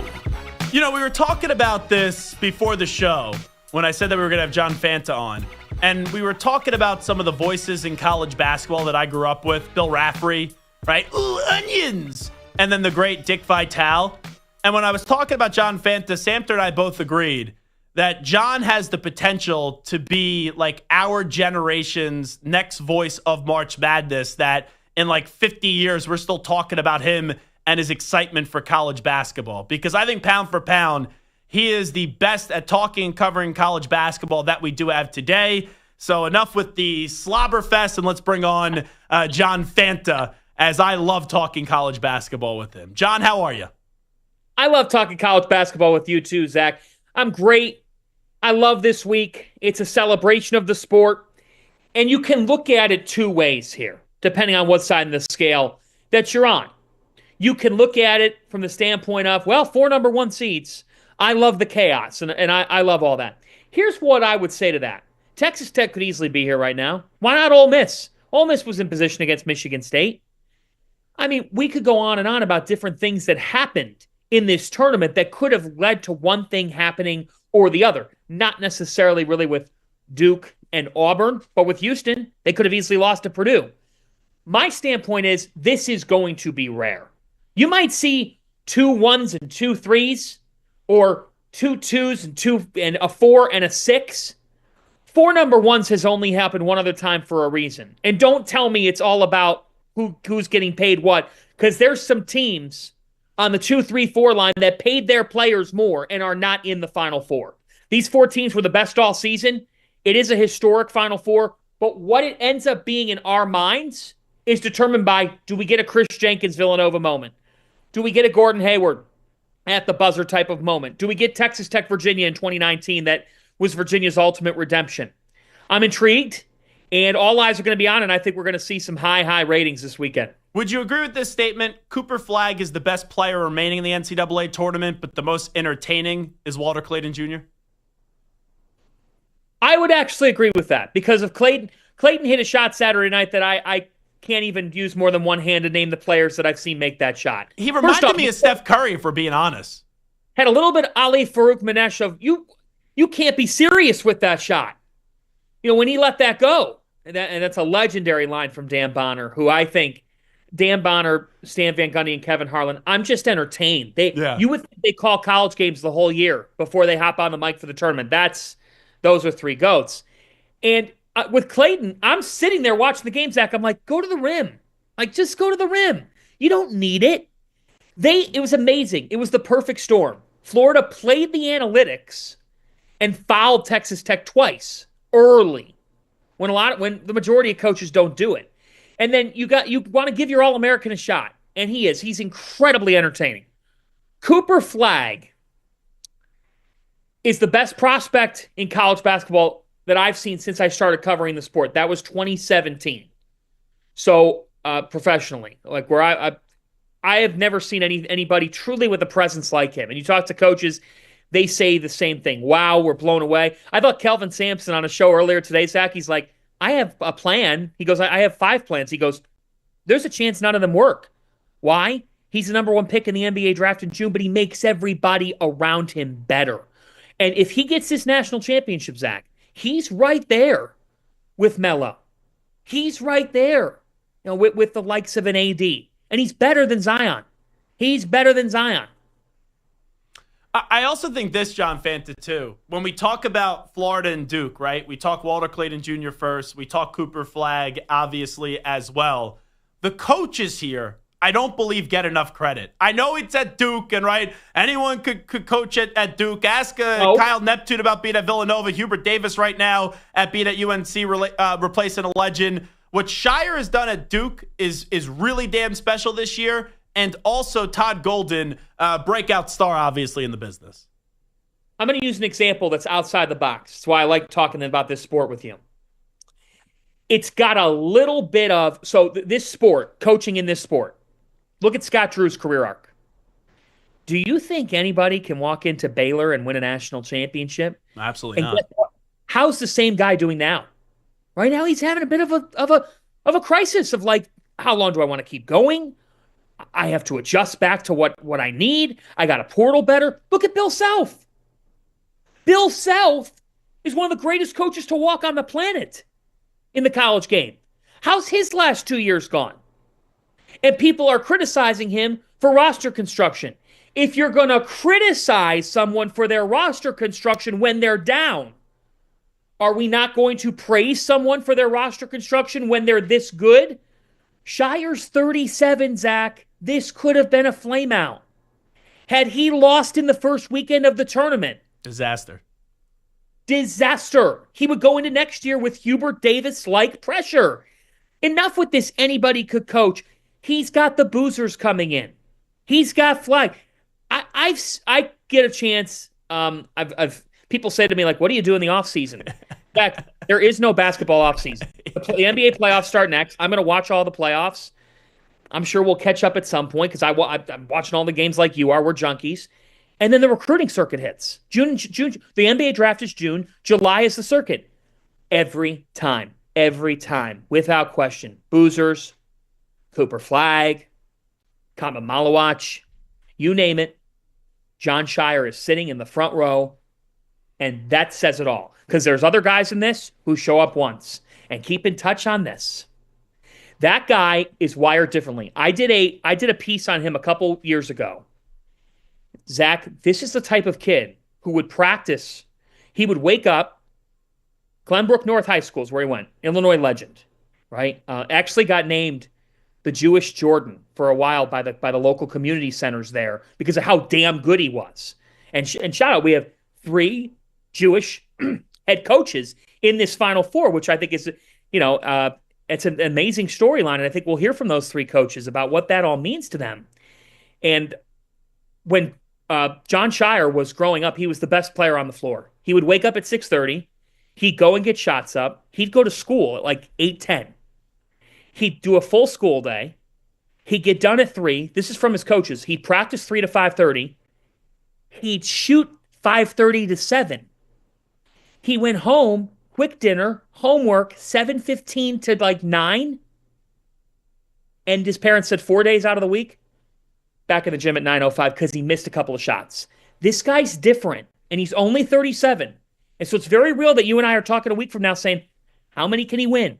And I don't know about you, but I think that's really interesting for the sport. It's really compelling to talk about. Well, you need a young face because there's and Dan Hurley, right, is not ancient. Let's be clear, but you have a lot of successful coaches that are older and guys that have already walked away, like a Jay Wright. Obviously, Roy Williams and Coach K left. I don't think it's a bad thing having Duke win it all, and now people could then, just because it's Duke, start hating John Shire, who's like the nicest dude that you'll ever meet. John Fanta here with us. So, like we mentioned with Duke and with Florida, you think of Alder Clayton and also Cooper Flag first, then the coaches. For Auburn and Houston, I think of the coaches first, and then an LJ Cryer and Janai Broom. But for Kelvin Sampson and Bruce Pearl, where their careers were at, with controversy, to see what they've done at Auburn and Houston and the sustained success, man, it's tough to not want to see one of those guys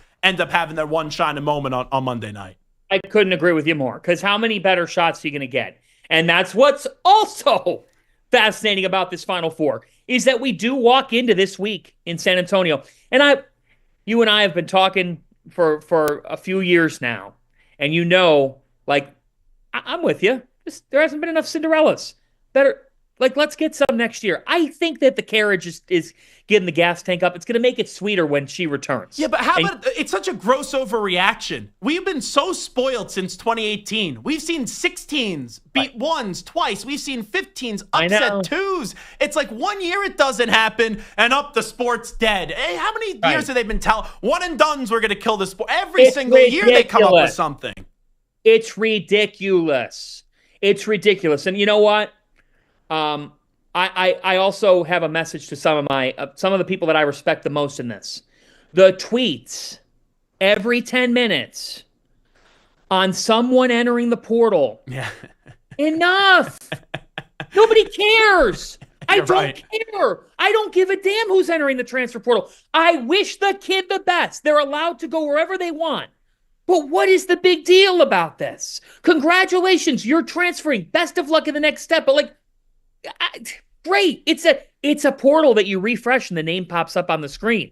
It's amazing. What an amazing concept. But I get it. Don't get me wrong. I get it. I just think, we're in this world of definitive in the moment. Well, what happens if we see 2 buzzer beaters this weekend and the national championship gets decided at the Horn? Greatest tournament ever. That's what people then start saying. Greatest weekend ever. You just got to have we have any sort of balance. Apparently not. I can with you. But that's what's interesting as well about this Final Four. Where I was going was, we always tell each other like it is. And there's been times last year I said to you, we're going to Arizona for a UConn coronation. No way they lose. Yeah. This year, for the first time in a few years, genuinely, I'm walking into, because the 2022 one, Villanova lost Justin Moore. I didn't feel they could win it. I genuinely feel as though I can put the image in my head of each of the 4 programs hoisting the trophy. That's fun. How would you rank them then, 1 through 4, in terms of most likely win it all and then least likely win it all? Duke 1, Auburn 2, Florida 3, and Houston 4. And I say that because Houston's got to go against Duke on prep. And I say that because I still get a little bit wary of Houston meeting the nation's number 1 offense and efficiency and Houston going into a tailspin like they did against Purdue. And also, Duke defense, not enough credit. What they did to Alabama, I was at a wedding Saturday night. I was so annoyed, even though my friends got married. I'm like, oh, Duke and Alabama, I'm going to be the guy that's on the phone at the wedding. I hate being that person. And I'm like, this game stunk. And it's a credit to Duke's defense, really, that does not get talked about enough. I haven't seen a team shut a team down defensively like that, especially one that averages 91.4 points per game. They have seniors. Like Mark Sears and Grant Nelson have seen it all. Cliff Amory's been around the block. Chris Youngblood's been in a lot of big games. They looked overwhelmed. You frustrate Mark Sears. I haven't seen Mark Sears have that. I mean, LSU this year when he kind of got into it a little bit with the staff. But since Steph Castle and UConn. But the length always was bothersome. BYU didn't present any of that. I mean, I'm sure. I will say this. Super look ahead. I know they're not the biggest of brands, but I'm actually really intrigued to see BYU next year because they're going to have AJ DeBansa, the number 1 player in the class, and Kevin Young is going to think about that loss the whole season because he didn't do anything defensively to alter Alabama. Duke's up in you. They are guarding you off the bus. They're limiting everything that you're really good at. They make it hard. Did Alabama get anything? I mean, maybe for 3 to 5 minutes of the game, they really were in a flow. There was no flow for the majority of the game. To take that team out of their stuff is why Duke will win the national championship a week from tonight. 2 things Big East related, John Fanta. What did you make of the Kevin Willard hire? Well, for Villanova to get a Big Ten coach who's coming off a Sweet 16, they're doing their due diligence and they're playing the waiting game that you have to play. Honestly, Zach, if Maryland plays anybody else in the second round of the NCAA tournament, they're out. And so then this drama machine doesn't forge on the train tracks. It was kind of clear early in that game that Maryland was kind of distracted. I give credit to the kids. But here's the deal. You're at a Big Ten school. And I actually think that Maryland can be good in all this and can get the right guy and forge on. I would call Chris Beard. I'd make him say no. I think Kevin's a Big East guy. This is a guy who wants to coach basketball, golf. Villanova does a lot of that, and drink wine. They got plenty of red wine. Main line. Should he have done all that in press conferences? No. I mean that was a lie. He said he had no regrets, but it was a lot. But when the opposite happens, and a coach says, "What rumors? What are you talking about? I haven't heard a thing." It was that there was a little bit of back and forth of what you went on a radio interview. You said Maryland's been great. He should have been more like Will Wade, if we're being honest. Everybody should be like Will Wade in that regard. Now everybody should be like Will Wade because everything's legal. I also am Maryland fans are all upset and they're whining and stuff. If you've been to 3 of the last 4 Sweet 16s or 4 of the last 5 Elite 8s or whatnot, and you've been at that level, I can understand why you're upset. But when the coach asks in December for an extra night with his team in a hotel in New York City, and your administration shut it down, did you think that coaches are crazy? Yep. All of them. Zach, I'm going to tell every coach I see in San Antonio, you're nuts. You're going to say back to me, you're crazy too. Coaches, the one thing or 2 things can make all the difference. Zach, it's Maryland. At some point, you have to decide what your priorities are going to be. And I love a lot of the people that work there, in their external group, in their athletic department. But you got an interim AD right now. I've been told by multiple people there wasn't any dialogue between the leadership there and the coaches. That's in the Big East. When you're a men's basketball coach and when you're at Villanova, you get an open door to the president, to the AD. And if your family even has an inkling of doubt about the situation and you got 2 teenage boys and they're offering you $6 million and your biggest rival in the Big East was Jay Wright, who you beat in the 2016 Big East tournament title game, then Villanova went on to win the national championship. That's why he's sitting as the Villanova head coach. That's why he got on a plane and went to Hinkle Fieldhouse to watch the women's team today, and why he's getting on another plane tomorrow to go to Vegas. Why? Because he knows what their priority is. Their priority is to win basketball, not conference. When you've won in 16 and 18, when you've tasted that standard, your donor base expects what? National championships. That's why he's the coach at Villanova. Now, I'm just asking. I have no clue if this is true or not. But with Pitino and RJ Lewis, it was such a fun story this year, John Fanta. With Pitino benched him in the last few minutes, was there something more than him just not having it that night? It just makes me wonder. I think there is. I'd be surprised if there wasn't. We'll never know, or at least I don't think we'll ever know. But Zach, there had to be. Yeah, I mean they're just with it's with bizarre that still. Yeah, my read on the situation is his circle. Not necessarily. The kids have these circles. And also, he's not an NBA player right now, so it's like not at all. Not at all. Well, that's part of the reason why you see the coach saying go to the NBA. Because I don't think the coach the Big East Player of the Year and an All-American transferring from a place that has unlimited money with Mike Rapoli. That means there was a falling out of some sort. Now, I don't know what that entailed, but Zach, I'm sure this comes down to an agency saying you're a pro. And guess what, buddy? If you're not a pro, we're going to get you $3 million. 3.2 mil, which is what some of these guys are asking for. And I think at a certain point, it's like, to me, what's fascinating about this whole thing is when he won, when he was in that game, when he came out of that game to the bench, none of that felt like it was just because of the game that he had had. It now, looking back at it, felt like the end of a tenure between two parties, and that was it. Which is wild because St. John's was back, and a big reason was because of RJ Lewis and obviously Rick Pitino. It's weird that there was something there. Yeah, but you know what? Look at the history of sports.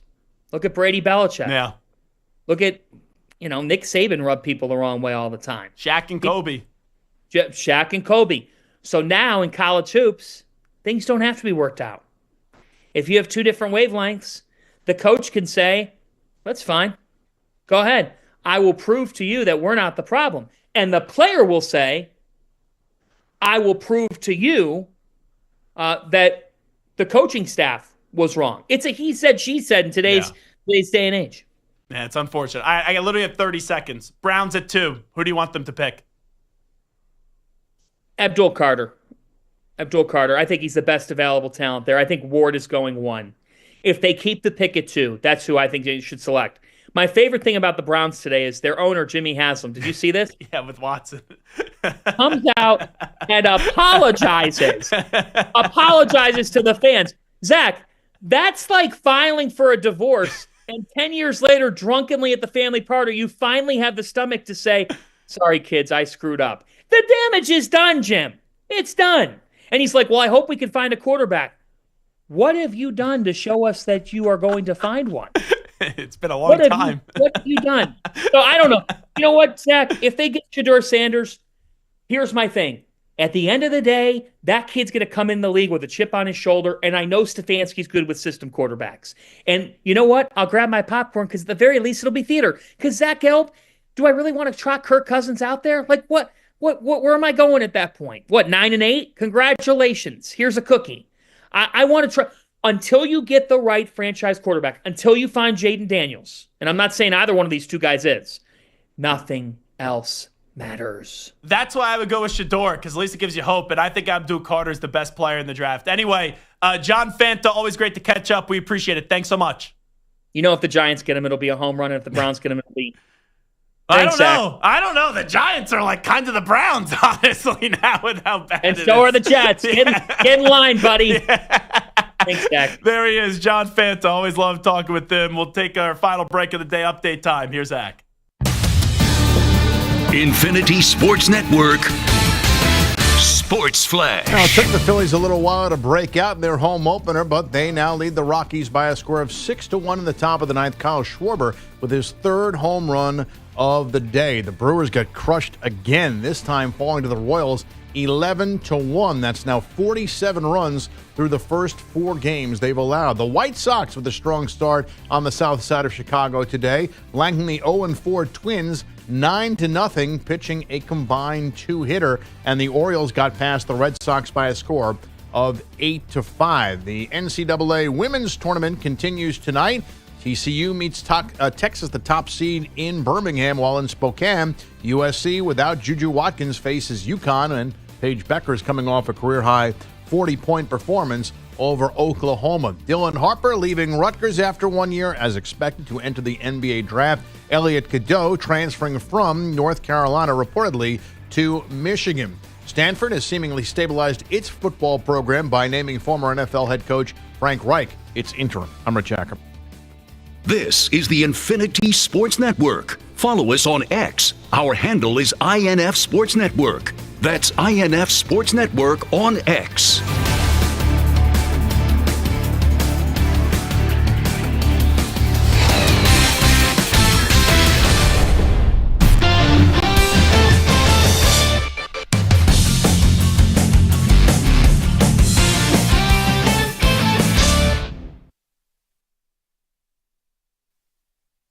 You're in a 5-minute break.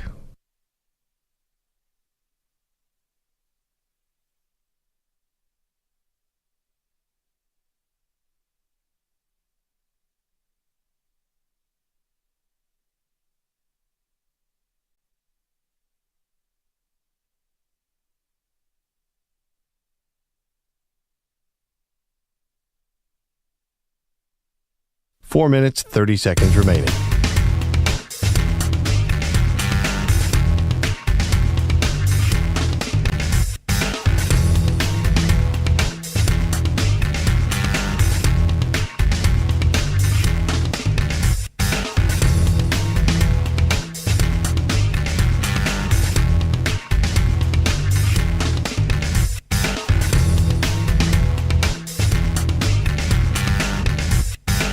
Four minutes remaining.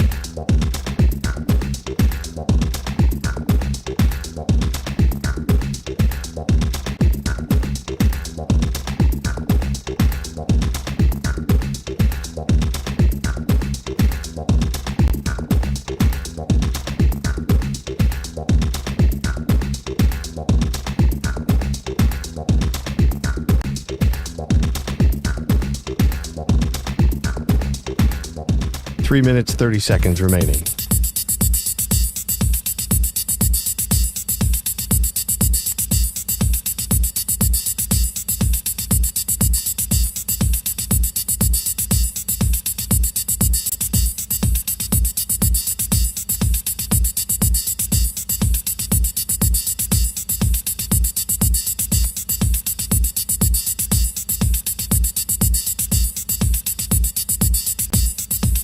Three minutes remaining.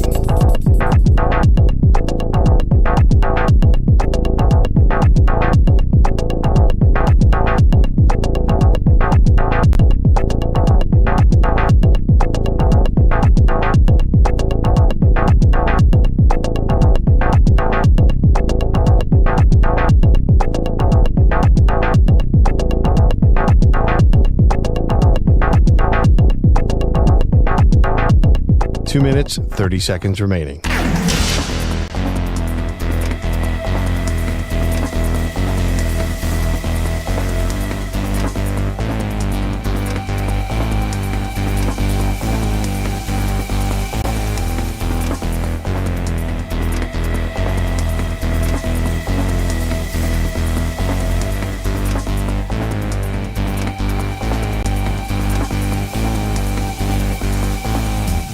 Two minutes remaining.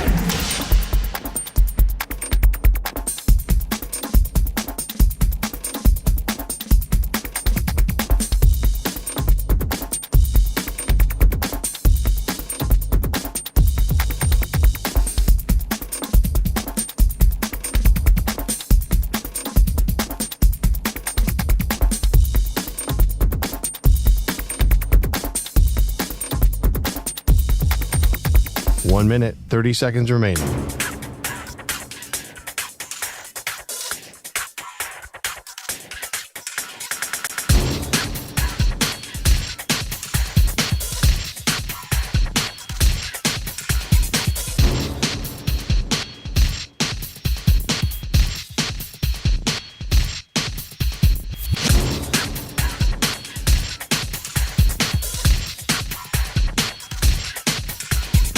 One minute remaining.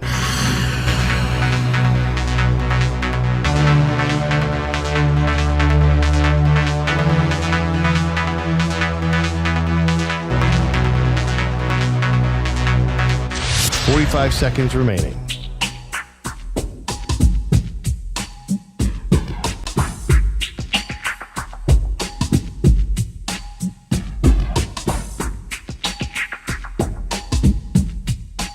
Seconds remaining.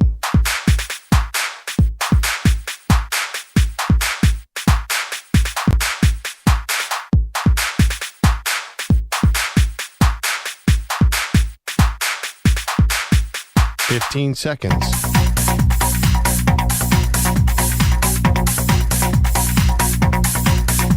Break ends in 5 seconds.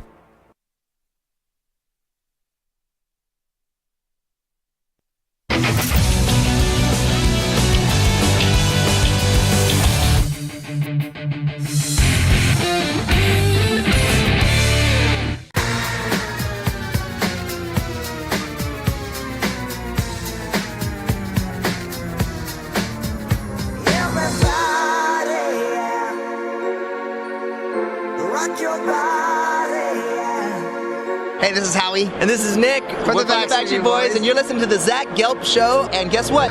Zach is back. All right. He's live. He's nationwide. This is the Zach Gelb Show. Oh, my God. We're back again. All right, it is Zach Gelb Show on the Infinity Sports Network. It's time to answer our Ask the Pros question of the day. It's brought to you by O'Reilly Auto Parts. Riley in Nashville for the O'Reilly Auto Parts Ask the Pros question of the day. You can submit a question by tweeting at INS Sportsnet or at Zach Gelb. Use the hashtag Ask the Pros. And Riley in Nashville says, hey, Zach, who do you think the Tennessee Titans should take with the number 1 overall pick? You can think O'Reilly Auto Parts for all your car care needs. Get guaranteed low prices and excellent customer service from the professional parts people at O'Reilly Auto Parts. O'Reilly Auto Parts. You have Riley in Nashville asking the O'Reilly Auto Parts question of the day. That's a tongue twister that I, of course, just had to laugh about.